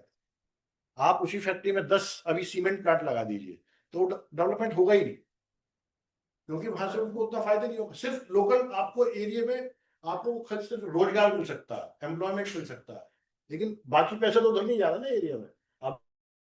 अभी हमारे यहाँ एक ट्रॉली गन्ने का पैसा जाता है तो तुरंत मार्केट में आ जाएगा, यार लड़की की शादी करनी है, बैंकेट हॉल बुक करना है, ऐसा करना है. नवंबर से अप्रैल तक उनके सारे पेंडिंग जो पेमेंट 800 करोड़ रुपए का पेमेंट एक सीएम में हम लोग करते हैं. 800 CR single sugar factory, 10 factory सोचिए कितना करती है, और वो उसी एरिया में जा रहा है. 100 किलोमीटर के रेडियस में ही वो पैसा कंज्यूम होता है. तो अब देखिए, सर वहां पे development, there is a counter question to this, which is this: for how many sugar mills are making timely payments? Why is it that there's a major problem in a large number of sugar mills not able to pay in time? And that is why, while we are discussing a good example, because we are also need to understand what is happening across the country. So for one good example, there are many, many bad examples. So that is why we need to understand on a larger macro perspective, why Dhampur, in this we can see one sugar mill which is continuing from 1933 onwards. So this is a very unique example of one sugar mill continuing for a long time. But you see across India, as I was mentioning, some 700 numbers, we can go, that's a larger perspective. But we need to understand, and I just mentioned to you that in UP, and this will take over, I mean, this will taking off from where Mr. Damodaran left, that you see these clusters, why they are not able to do so well or not able to perform as per their potential. So let me just share with you a little information. Let me again also contrast again or go back to the theme of comparing experience of Tamil Nadu versus UP. I'm still working in UP. I have still, connections in Tamil Nadu. And in Tamil Nadu, I was very closely associated with all these developments. At Government of India also, I have seen it. So I can, relate to this point very well. Just to mention, I had mentioned that I was working in NMCC. That was NMCC's National Manufacturing Competitiveness Council. So in 2005, what we did was we tried to get these clusters mapped. And there was a UNIDO funded scheme. UNIDO was also, we were looking at it in, so we at that time did a very major project with UNIDO. And UNIDO had the advantage that they were trying to have across the world, they had some methodologies which they used to look at it. As you said, not only just have the report, so about 500, 550 clusters were identified in India. Very large number in UP. Now, the issue here was that what you do with the clusters. So we came up with programs at Government of India level to do cluster development. And what happens in a cluster development? Why cluster development is very important. One is to do only one mill. But with a mill, there's a limitation. Maybe a good family is there. There is a, we heard that it is a very idyllic, surrounding in Dhampur. But that may not be true for the country as large. So we need to understand the issue of how clusters lead to development, where large number of people can share common infrastructure facilities and take advantage of that. That's how the clusters develop. So that is another a very good, interesting part. Some of it is very important for discussion. But let me go back to the other major theme. Other major theme is when you look at macro level, a state developing. So Tamil Nadu is aspiring to become a $1 trillion economy. Same UP is also trying to do. Now, you know that UP's population is almost 3 times of Tamil Nadu. And both of them are now saying that we will like to become a $1 trillion economy. As India as a whole wants to become a 5 trillion or whatever number you talk about. No, see, no, that is another 2047. 2047, you do at 30 trillion. The point I'm making is, this is one way to set goals. And Tamil Nadu's experience, you see, I'm not, again, this is a larger issue to be discussed, but just to give a larger picture, why industrialization has succeeded in some way is because of a variety of things. And maybe I have, maybe at the closing remarks stage, maybe I can cover that, because this is something very unique. What we can see happening, good things happening in Dhampur, how can you generalize and make it bigger? So in Tamil Nadu, there have been some good projects, which I just mentioned in passing. This is a project called TNRTP, Tamil Nadu Rural Transformation Project. It was called the Varandu Kattupom project, VKP project. That is Varandu Kattuvam project is it's a Tamil name of it. And in English, it's translated as TNRTP. It's called a Rural Transformation Project. It's going on for many years. And it's actually up to June, this current, last month it got completed with its extension. So what does it mean? What does it do? It actually did some work for making this employment opportunities in a very, very, I would say, systematic way. And this program has helped 1 lakh enterprises. This is 70%, it's a loan taken from the World Bank, 30% from the government of Tamil Nadu. And why I'm mentioning this project is because self-help groups, you see, this one important thing which you need to understand, women empowerment, self-help groups, how do you get large number of people coming to this area? See, while we look at a small micro example, how do you make sure that you replicate this? Unless you do a replication, unless you have a system in place, either government regulatory system or other factors which are important, you cannot look at large scale development, which is what we need. So we have to take the right lessons, right policy lessons, and see how we can, really use it to transform a larger scale. So this is what in Tamil Nadu, some bit of it happened, and the TNRTP scheme is one good example of that. Karur was mentioned by Mr. See, I was collector of a district called Tichirapalli, and it was the old Tichirapalli. I mean, I'm ancient that way. I'm talking about 95. That time, Trichy had Karur also part of it. That is, same district became, now it is 4 districts. So Karur I'm mentioning because I'm mentioning Tamil Nadu Newsprint and Paper Limited is a company set up by Government of Tamil Nadu which did some very remarkable work. It is still doing, it's a 5,000 crore company, 3,000 formal employees, profitable and competing with the private sector. That means the paper that you see, white paper, if you go and see like JK paper does, Ballarpur does, I mean, there, but also see what Tamil Nadu newsprint does. I mean, in North India, it doesn't have so much of a market, but in South it has. So what I'm saying is what this project is and how this is a classic example of like Dhampur has managed to make a big difference or in the surrounding areas, locating the plant in Karur. Karur was that time quite backward. So this plant was set up in 80s, in early 80s, in 85 it started production. And today that area is seen to be believed. If you go to Karur, Karur is now a district headquarters, but because of one TNPL factory, it has a remarkable change. Today, again, I'll not get too much into it, but this is another example of how one, industry can really, really transform not only nearby villages, but the entire district. And now it's an example I'm saying it is a government of Tamil Nadu enterprise. I mean, see, I said IAS officers. Unfortunately, IAS officers have been running this and making a success of it. So there have been a lot of good, successful examples also. But let me now stop here and then come back to our new. There's a small time given for discussion among panelists. So, in the sense, if we have some time for that, otherwise I'll go open it to question and answers. Question answers we can take from anybody here or those who have, on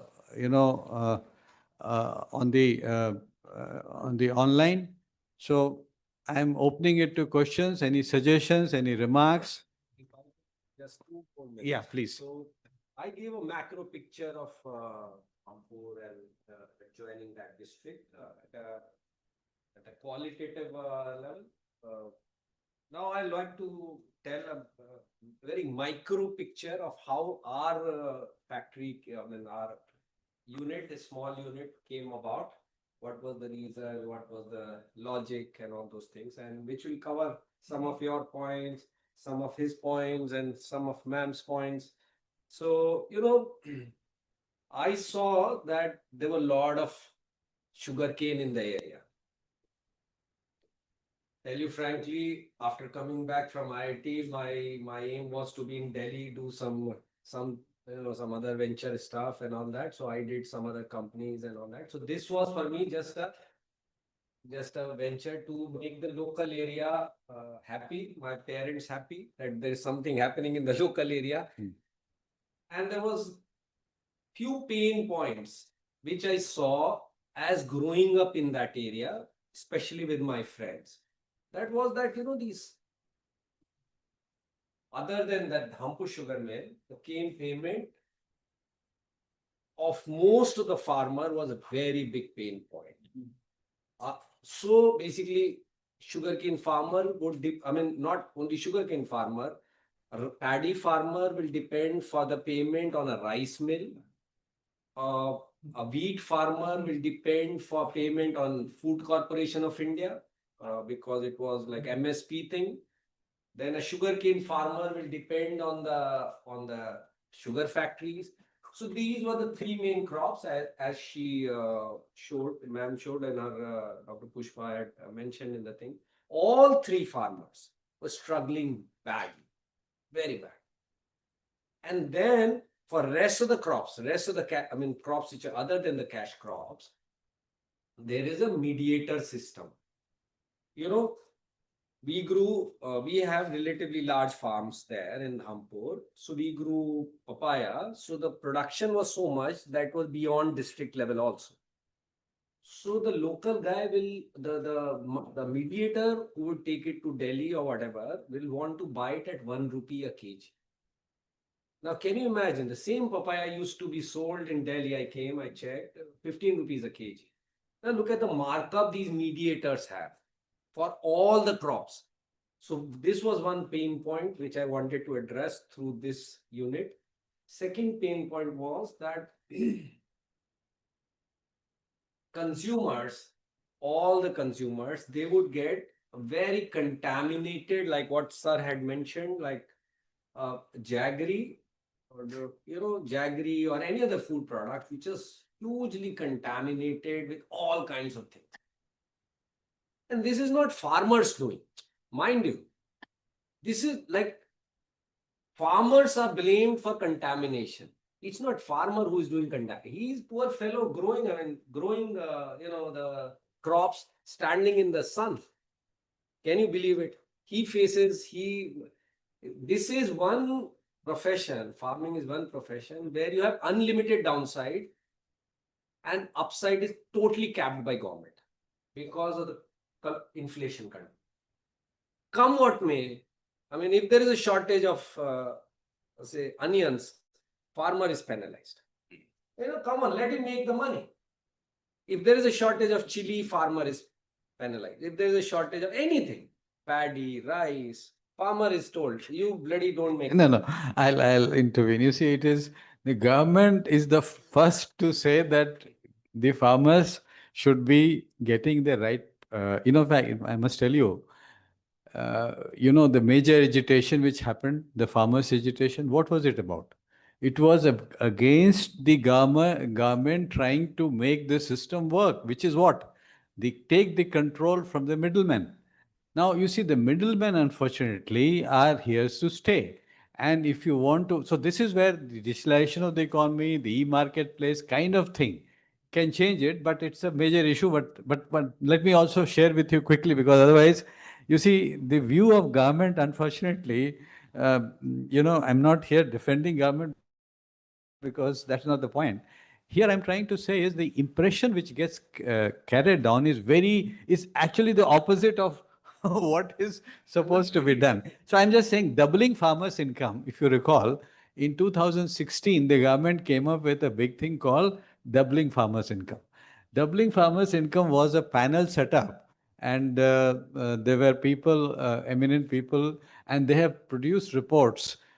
I'm still saying that there are 24 volumes. Please look at those. The issue is already blaming mediators okay. for this. So now we have got Time now up. time up. So we have one question. pain which we wanted to address was the employment for the rural women. So because rural women were not getting formal. That question only. For example, you have mentioned about the self-help groups, because in most of the areas, the factories had organized self-help women groups, which you didn't mention anything about the formation of groups. That's one thing. So one point I would like to add, the sugar factory in villages are a center of activity in many places. I was training in sugar factory as in separate. But the most important day of that place was the day the sugarcane price is announced. It's the day sugarcane is cut. It's not cut.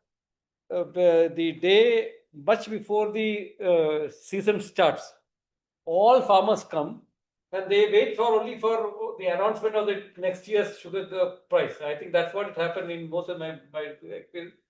वो price announce कर देंगे and वो सब भाग जाते हैं. They don't sit to listen whatever it is.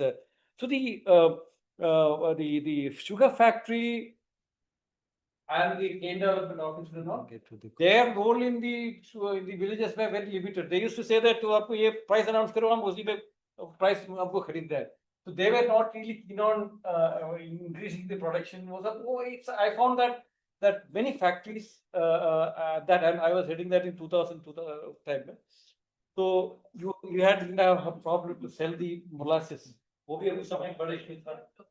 this is you have to. So women organization were not being taken up in the factories before because they all male farmers there and the price unke chale jate the. So I don't know whether anything was done on the women sector. So you can quickly, Quick answer. yeah.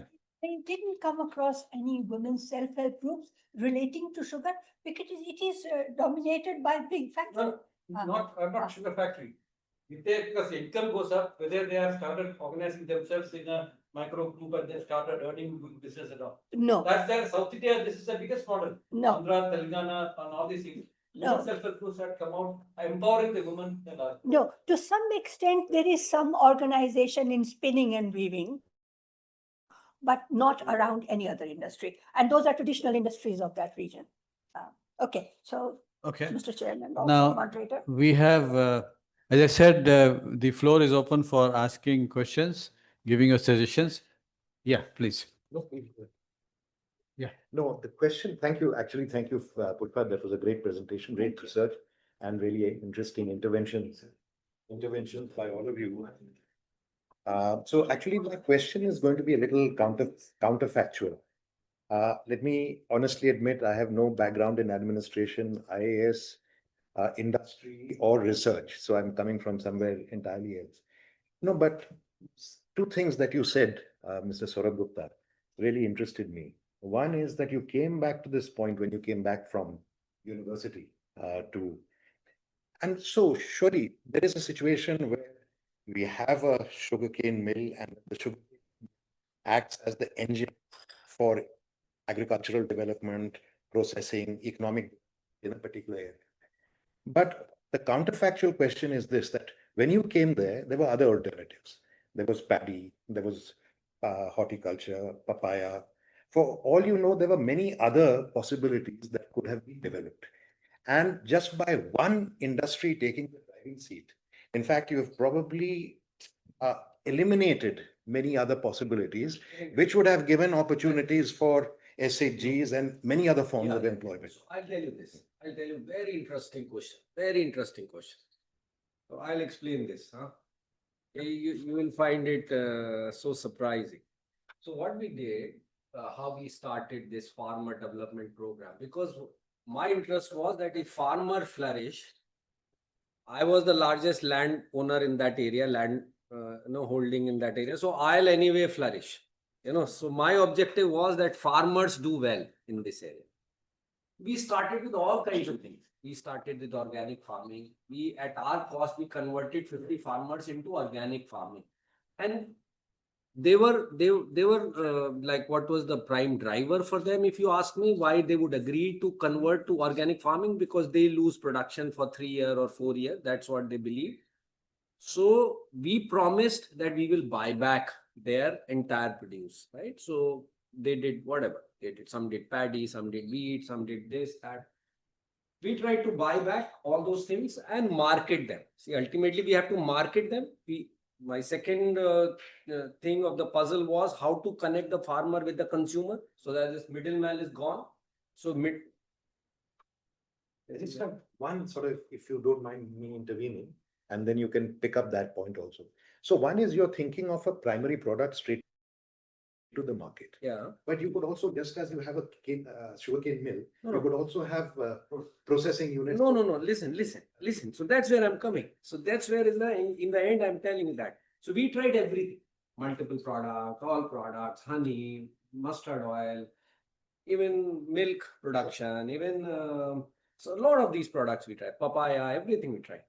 But what happens? I may do anything by myself, like this buttresses your point. I may do anything myself, but unless and until there is a minimum economic size scale, it doesn't become viable to process. For setting up a processing unit for anything, whether it's fruit or horticulture or rice or mustard oil, you need economic size. So unless and until there are 5, 6, 10,000 farmers adopting that crop, or suits the soil, or suits the climatic condition, this is not going to help set up a processing unit. This is typically a problem everywhere in India. Why food processing units could not be set up or flourish? Only basic food processing unit are set up, like sugar mill or rice or wheat.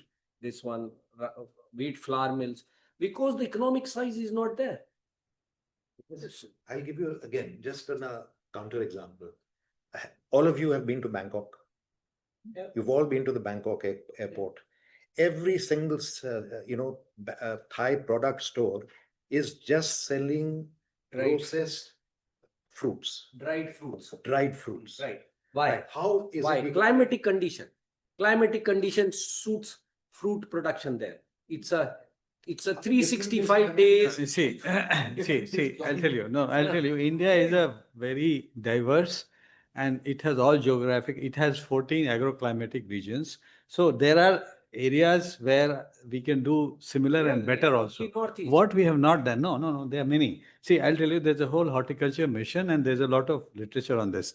But your point is very valid. Yeah, I think we will look at it. You see, the very interesting point he has mentioned.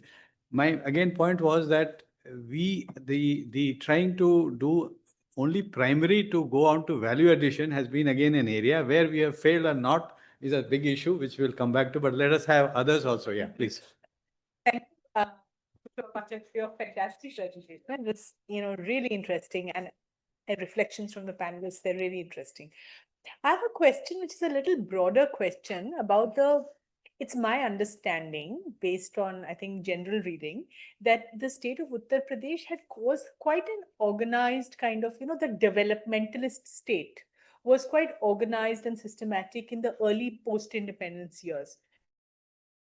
It was, quite one of the advancing states. And a lot of this, regional specializations. I mean, those regional specializations, some of those might have been traditional, but obviously, as we can see in the case of sugar, there's a whole like institutional and regulatory supporting architecture that comes up around this stuff. And this seems to be the case, I mean, I'm interested in your reflections based on the example of Dhampur, but I'd really like to hear from Harish about this, about what that what that enterprise really looks like how did it work, and where the enterprise seems to work in, seems to be able to continue to work in Dhampur, but not so well in other places. What might that difference be? Kanpur is doing really badly, but Dhampur is doing really well. What is that difference?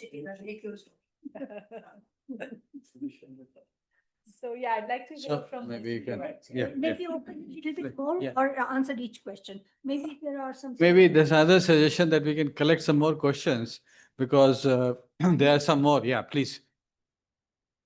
I had a slight query regarding the education data. Hi, my name is Dhampur Mehta. I'm an IPS officer. I'm currently SP in Arunachal Pradesh. I had a question regarding the education data. There was a divergence, ma'am. Earlier, there used to be same kind of educational achievements in both villages for male and female. But the data for one of the villages currently now shows that about 90% of the males are educated, but 60% or so of the women are educated. Could you explain that divergence? Yes. Okay, yeah. Yeah, we have. Yeah, please. No, she wants, yes. Maybe after that he can come. Yeah, please. Meenakshi from the Center for Science and Environment.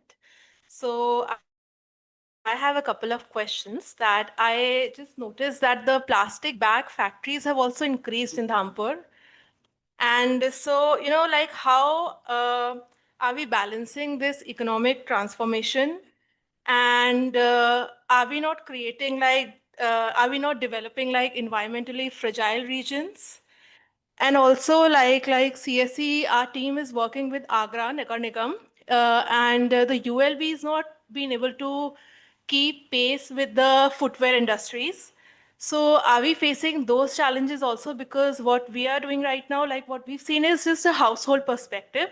So have you also spoken with the ULB officials, and are they able to keep pace with the private sector's growth and mitigate the negative impacts?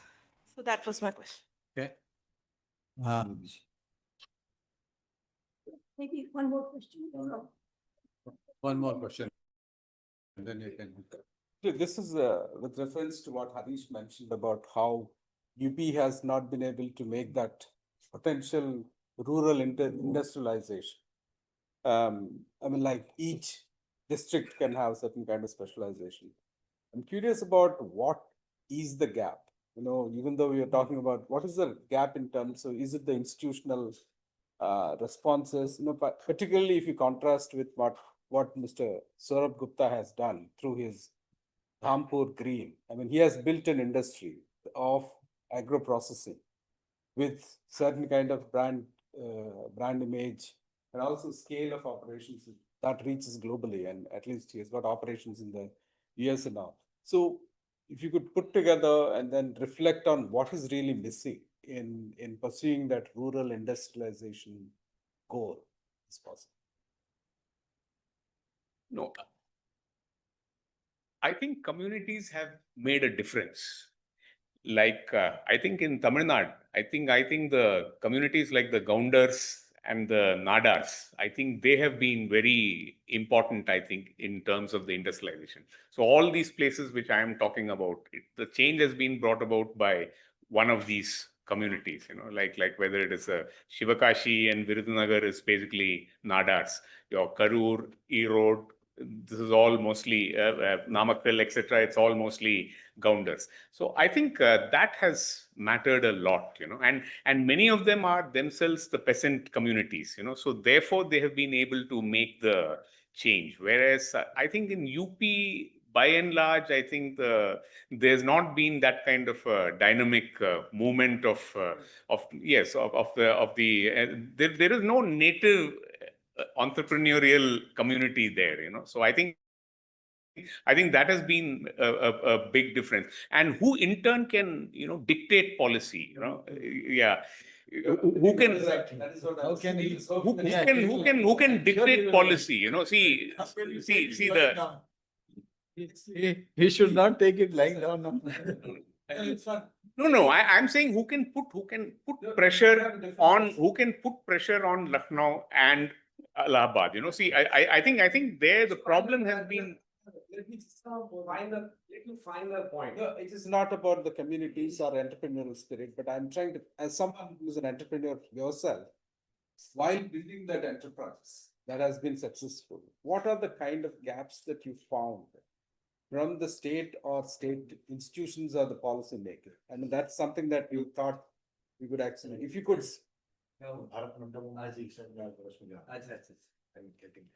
Thank you, everyone. Thank you. So if you could please reflect on these aspects of this responses. So, you know, I'll tell you something very interesting. What Dr. Raji will be amused with my words, right? So I believe, this is my personal belief, there are two aspects of bureaucracy in our country.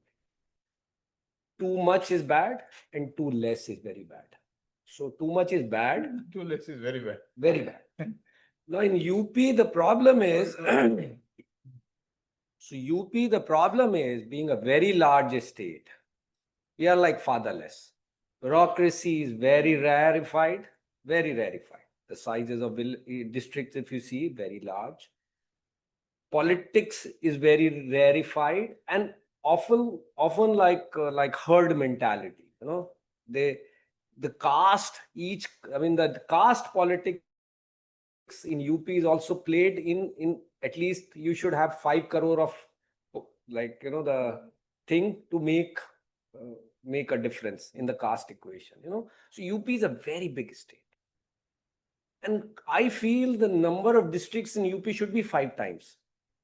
So if district magistrates go up, a lot of things will start moving. People don't, they, like in our area, district magistrate is like a god.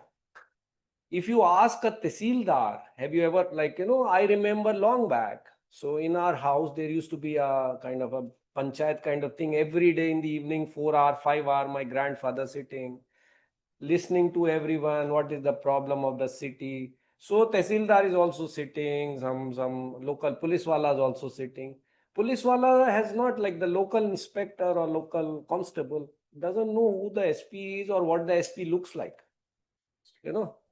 The SP was like, you know, कप्तान साहब को तो मतलब वो तो उसके लिए मतलब ऐसा है कि भाई कप्तान साहब तो मतलब आप सुना मतलब ना दैट ओनली नाम सुना है साहब, कभी दर्शन तो मतलब है ना, very very remote. And same with the, my grandfather used to then go meet the district magistrate, tell him you come to our visit our area, went to the Kaptan Sahab, tell him please visit our area. So like that. So the problem is the bureaucracy, too less is bad. I mean, too less is too bad and too much is bad. So this is the problem with UP. I think we have less bureaucracy. That's one. So the voice always reaches through. So I feel that whoever is trying to do something in UP should be done without the help of the government, because the long arm sometimes become multi-layered arm, becomes impossible to manage. The problem of both too much and too little. Too little, both. Yeah. Like why I feel Tamil Nadu became so successful. Because I mean, both I can give you raw data on this one, that Maharashtra, Gujarat, and Tamil Nadu, just the ideal size of a state to become so successful. The chief minister can meet everyone, district magistrate can meet everyone. You see, district magistrates are very humble there. If you see the district magistrates in UP, they are godly figures. More than that, sir. But they all come from IAS, but they're still. No, because No, okay, let me make just a quick point before we ask Dr. Pathak to, you see, it is also a feudal mentality here. See, you are looking at a feudal mentality, and unfortunately, the guys may come from very different background, but having come here, they will start behaving like that. So this is an unfortunate part of some of the areas. Tamil Nadu has done some work on this one. Let's ask Dr. Pathak to quickly respond to some of the other points. Yeah, I think there is so much debate within the panelists. I think we should have a round table in future. Yeah, we should have a, we have many good things Many good to be discussed further. Yes. Yeah. So just, but before Harish runs away, I have think one, now- runs away, Harish, I have one question for you. You talked about clusters and clusters of industries, and I assume it will be clusters of either similar industries or diverse industries. In some ways, in the modern context, this new program of growth hubs, do you see some synergy that we can talk about clusters and growth hubs in the same, on the same page? Clusters And growth hubs, cities becoming growth hubs, and you creating clusters of activities there. Do you see some synergy, some? Look, cities automatically, they are urban conglomerations. Yes. They will automatically, but that's not going to solve the problem of whatever the rural thing, right? I mean, it'll only worsen the thing, right? I mean, we want to, whatever, more decentralized industrialization, right? I mean, there's no Right. point if Delhi becomes more and more, or a Noida becomes a bigger and No, bigger. these are thing, yeah. clusters of industries in tier 2 and tier 3 cities.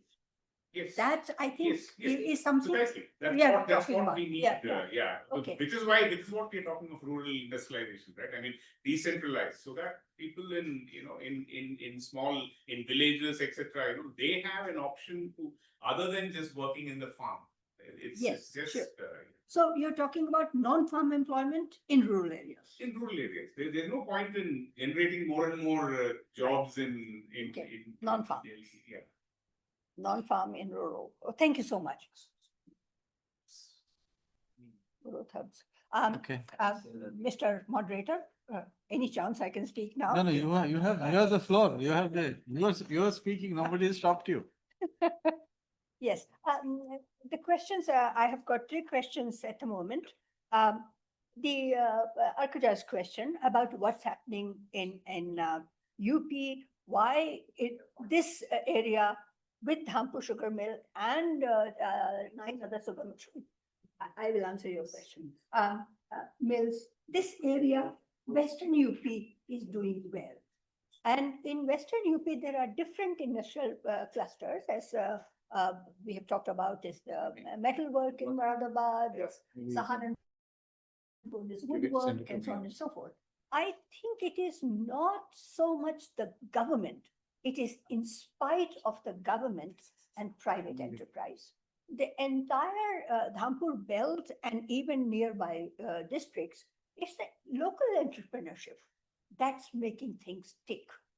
And the entrepreneurs we talked to, they talked about so much hurdles in spite of ease of doing business, sorry about your government, and single window, you have to do online registration. And that's creating another confusion. You do online registration, even then you have to turn up with paper copy at the district magistrate office for getting different approvals, licenses, and whatnot. So the industries we talked to, another industrialist, Anil Goyal, he's setting up an industry, and we go to his to meet him for an interview. He says, "No, today I've been to 5 offices. I don't feel like talking to you." So government support, I'm sorry, isn't there. And data system. I give you another example.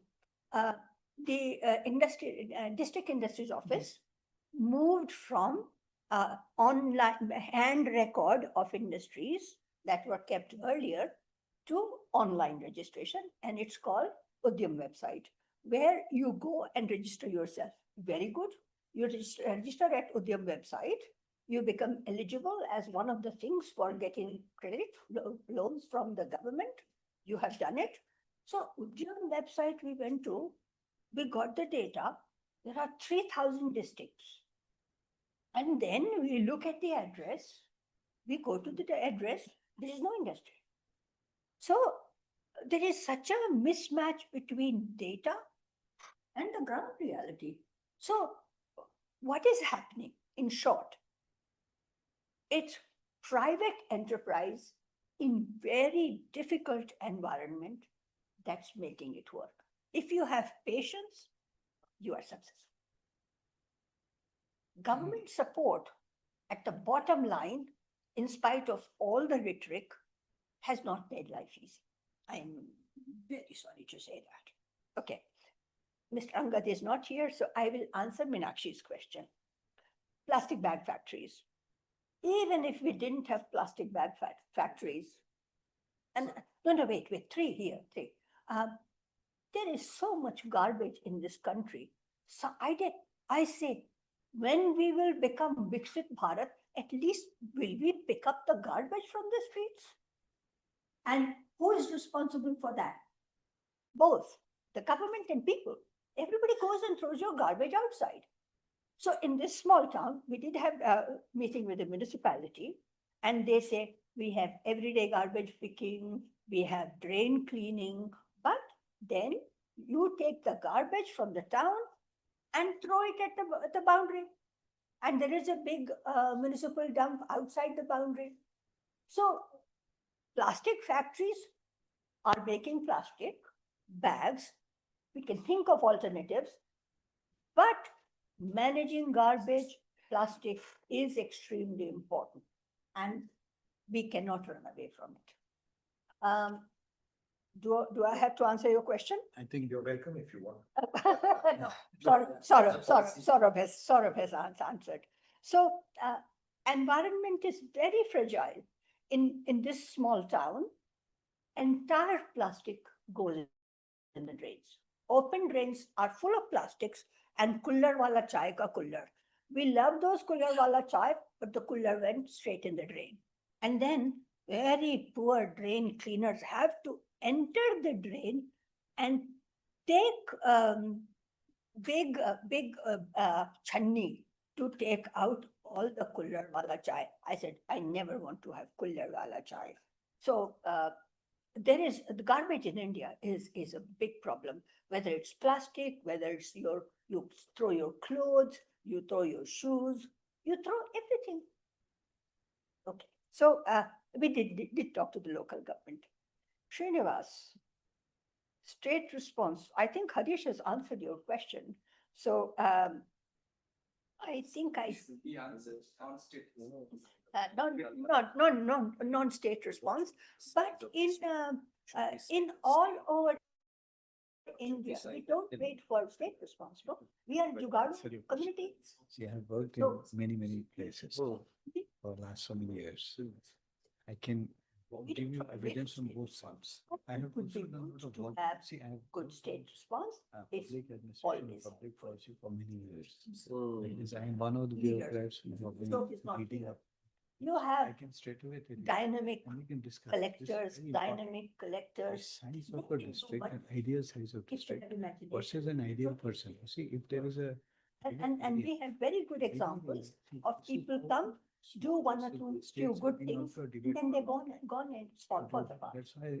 So I think we we can now take more I think- questions. I think we were trying to do some bilateral small Bilateral. question answer. No, he was asking a question and I was, okay. Kat has come back. Will you allow me to answer his question? Yeah. He said in one of the villages, there are 60% female in education and 90% male. We are still trying to figure out, we have not analyzed the whole household data, but we have a feeling that male members of that family have out-migrated and they have to take care of the farming and other activities within the village. It is our hunch, but we have not analyzed the household migration data as yet. So that could be possible, but we did look at the community background because Shubham and I immediately thought, are these Muslim girls who are not studying? It is Sartalmado, and there is a small Muslim population, but we looked at the household social background. These are not Muslim households. So I think then we have to look at the structure of those households, why they have to take much more responsibility and opt out of the school. So we don't have the data as yet. Okay, I think, any more questions? You can take all. Yeah, we can, online there are some suggestions. Please make Dr. Pushpa's presentation available after the seminar. That is by Suraj Kumar. The other question he's saying is there any relationship between trends in Dhampur and the trends in demand for country liquor and the fortunes of companies and prominent liquor contractors? You see, I guess this is because, he has seen for survival and profitability, many of the sugar mills have put up distilleries because you see, this is something which is a very important point when you look at it. What is the profitability of an average sugar mill? You discussed why sugar mills have closed and why they are not remunerative, why they are not able to pay the farmers in time. So there are many issues in that. And this is a larger issue of how much government control is there, still in control, whether sugar is a very highly controlled commodity even now. Why that is so is a larger issue which we are not discussing. But his point is that liquor, how is it fortunes of companies and prominent liquor contractors? So Dr. Pathak. No, I think So- liquor is also because it's one of the use of one of the byproducts. It's a natural sort of a byproduct from molasses. So you make liquor. Yeah, but it's Many- not many- sold locally. No, you see, Local many goods. things are, see, okay, so, okay, but just to, extend this question, see, the one is distillation, but the other one is energy. The ethanol as energy, the mixing of ethanol with fuel, and that has now started with 5%. Now we are going to 15 and more. So this has given a very good avenue for sugar mills and power generation, cogeneration. Bagasse, which is used, which is the waste product earlier, is now used as in fact, maybe time comes, I will, in my concluding remarks, I'll mention it. Next one is Partha. Partha is saying, could Mr. Shaurav Gupta elaborate on his decision to diversify into new products and the green branding? Also regarding the Muslim migrants sending remittances back, have migrant households now become relatively better off than others who have not migrated? Is this leading to any tension between communities? There's another follow-up also, Mr. So I think Mr. Nishkam Gupta Nishkam Gupta has left, so we'll not elaborate on that. So please, we can ask Mr. Saurav Gupta to talk about diversification into new products, green branding, and Muslim migrants sending remittances.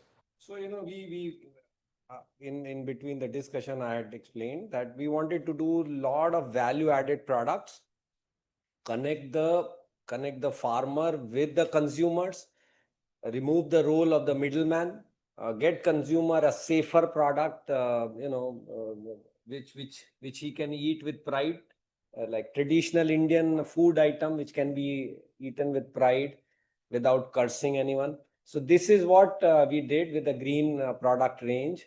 And then top of it, to top it up all, because of the shortage of labor, it started like a distress reaction that we hired rural females.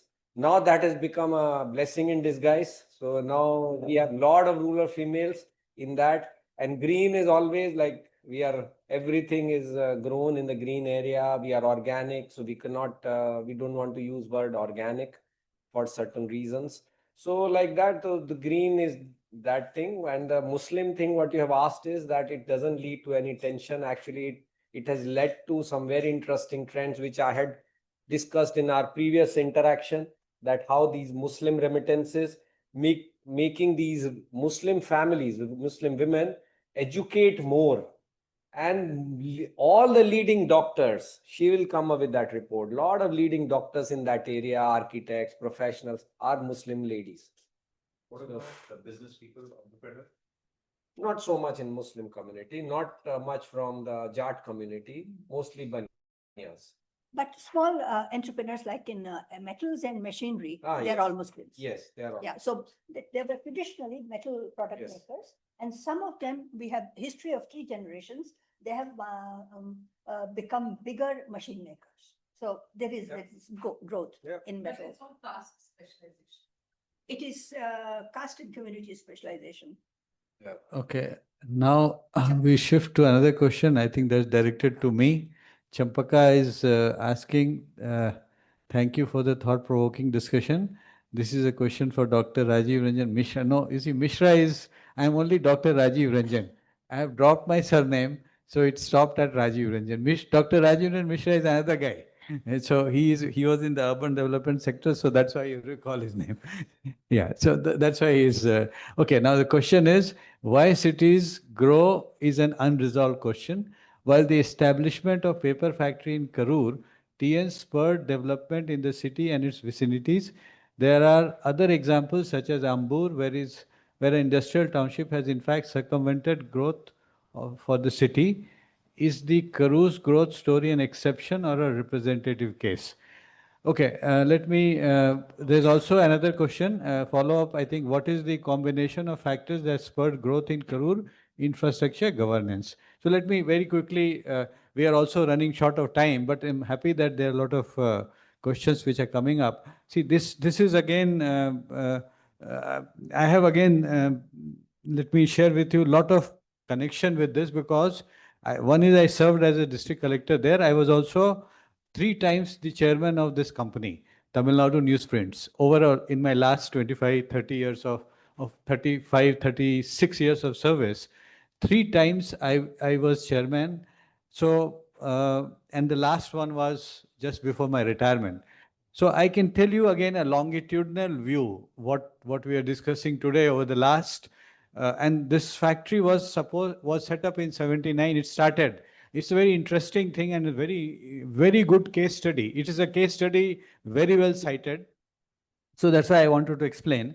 It was located in an area and bagasse was a major problem in those areas because a lot of sugar mills didn't know what to do with bagasse. Bagasse was actually creating a major waste product. So at that time, government thought, or at least the industry department, led by some people, thought, let us figure out if there's any technology. They figured out in the entire world at that time, in Brazil, there was somebody who had started using bagasse And from that, they were trying to make paper. This is just this was just like a lab with a little bit more, but these guys were trying to reach out, and this is a very good example of Brazil, as you know, is a major powerhouse for the sugar. In fact, it has 40% of the world sugar is contributed by one country, which is Brazil. India comes second now. So those days, India was far, far behind. So Brazil was the front runner, and we thought that let's figure out what they're doing with bagasse. And Tamil Nadu has industrially been a developed state. So it had a lot of sugar mills, it had spinning mills, and it had all kinds of. So here this problem was there, and we were trying to find a solution. The then industry secretary, Mr. T.N. Ramchandran, he then, I have again gone into a lot of details because, as I said, I was 3 times chairman of the company, and I wanted to figure out why all this happened. That's why I'm in a position to mention this. So they tried to get, at that time, the UN agencies were involved, UNIDO, and all of them we contracted because we can't go straight talk to Brazil. They had, through them, this technology was, I mean, in some sense, long story short, the technology was brought in, and Tamil Nadu newsprint started to take the experimental measure of using bagasse to make paper. And earlier wood was cut, and that's how they were all saying. So now the question was that paper industry is not like cutting trees. We can do with a waste product. So Tamil Nadu newsprint is a classic example. Earlier there were quality issues. People were not accepting. They were saying, if you don't make it out of trees, it will not be good quality. So it took a long time. Today I can tell you with some pride, Tamil Nadu Newsprint Limited, you go to this factory, they are having the latest technology in the world. And when I'm saying that, I have seen this across, I have gone there to source technologies from the latest area, latest places, and we got them. And today, that is why that plant is a marvel, is to be seen. So coming back to this point, it was done in a remote area, and that really spurred the growth in that area. And because being a government system, we made sure that there was no. That CSR came much later. Today we are all talking about CSR. Tamil Nadu Newsprint started doing CSR because it was continued as a like a government thing. So there was, I'm not trying to blame saying that private motive or private profitability is the highest point. We never thought that, you see, the benefit of what is coming should be shared with the local people, and farmers included. So this is a very classic example. I would go on and on, but we can say that it's a very good example of what has happened, a successful example. Later on, it was the second plant was put up in Trichy district in another place which is very, very water starved. It is one of the whereas Karur is just next to it is in the Kaveri Delta, very close. So water is still an issue, as you know. In those areas, water still remains a problem. You have to pump water and take it. But my point was that is why it is one of the examples of how to save water conservation. A lot of good examples. Okay, now we come back to I think we are running short of time, so we need to close it. We have one last question to Dr. Pathak. Sugarcane is a water guzzling crop, and sugar mills are causing water and soil pollution. Any suggestion on sustainability? With that, we can close. It's a large question, but that's a difficult question. I think data on the water table that was shared by Nishkam Gupta ji, water table hasn't gone down significantly, but sugarcane is a water intensive crop. So it does cause concern, and I don't know what the solution is. Saurabh, do you have any idea? So, I think we start getting worried about, after effects of a party too soon. Let's first have the party. So India, I think we start talking about environment, about green thing, about environment damage. I mean, we are barely a sustain. If you look at the bottom of the pyramid, people are not even reached the sustainable level of income. And we try emulating Western concept of environment preservation. I don't agree to this. So anything we will do to preserve environment in our country will have far more side effect than actually saving the environment. Why doesn't the responsibility of saving the environment fall on the countries which are rich already? Right? That's one. Now, second thing is about the agriculture and all these things. It's a fallacy. To my mind, it's a fallacy. There is no scientific evidence to prove that sugarcane, or for that matter, when they say rice is a crop which is actually exporting water. If you are exporting rice, India is the largest exporter of rice. Imagine. Each kg of rice means we are exporting 80,000 liter of water, nothing else. I'll send you the detail on this. At least 3,000, if not 80,000. So, So so, 3,000 liters you are but- doing. So the point is, the most water guzzling crop is rice, and we export huge quantity. Forget about self-consumption. And all the smart countries of the world have banned export of rice for the same reason. So now when we look at sugarcane, there the farmer which are having less than 1 hectare of land, they are sustainably able to grow sugarcane and make a living out of it, make a decent, decent life out of it. We tell them, no, you stop doing this because you are polluting. This is, I don't know what sense does it make. Don't we pollute enough in cities, like, driving around these cars on these busy roads? I thought that you will mention that we also do water replenishing. So I thought that water harvesting that we talk about in cities in big ways, why don't we think about it in rural areas as well? The traditional method of water conservation, making dams, check dams, and making ponds was done everywhere. So why don't we strengthen water conservation along with water use? Should be done. Should be done. So on that point, I think But we we agree. have So not done any initiative on that because so we are please do. depending on nature. No, please There do. is a lot of rainfall in Dhampur. In Dhampur, there's no issue, but Preserve it. you see, just to India suffers from water scarcity very hugely in many pockets. So while we have abundance somewhere, we have floods in some areas, we have huge droughts. So all this is a very major challenge. Right now, I think we are not going to discuss. We have water specialists and we have a lot of people who can go on and on. So we have just touched, but let me try to close it down because we have run short of now. We have crossed our time, and I'm happy that all of you could be here, and we had a very engaging and hopefully interesting discussion. I'd like to thank all of you, the panelists, and especially Dr. Pathak for making this happen. And as I said, that just because the enthusiasm is there, we can go on. We should stop here. There are many unanswered because I myself had a long list of things to answer.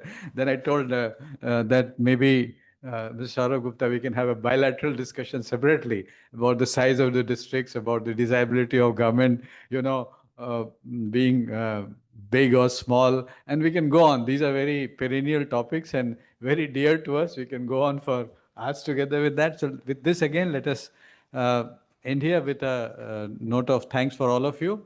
And I'm sure we'll have more on this subject to talk about because, as we said, we had many areas which we have not fully covered. And there are issues for discussion. And hopefully we'll come up with the next edition. Thank you so much.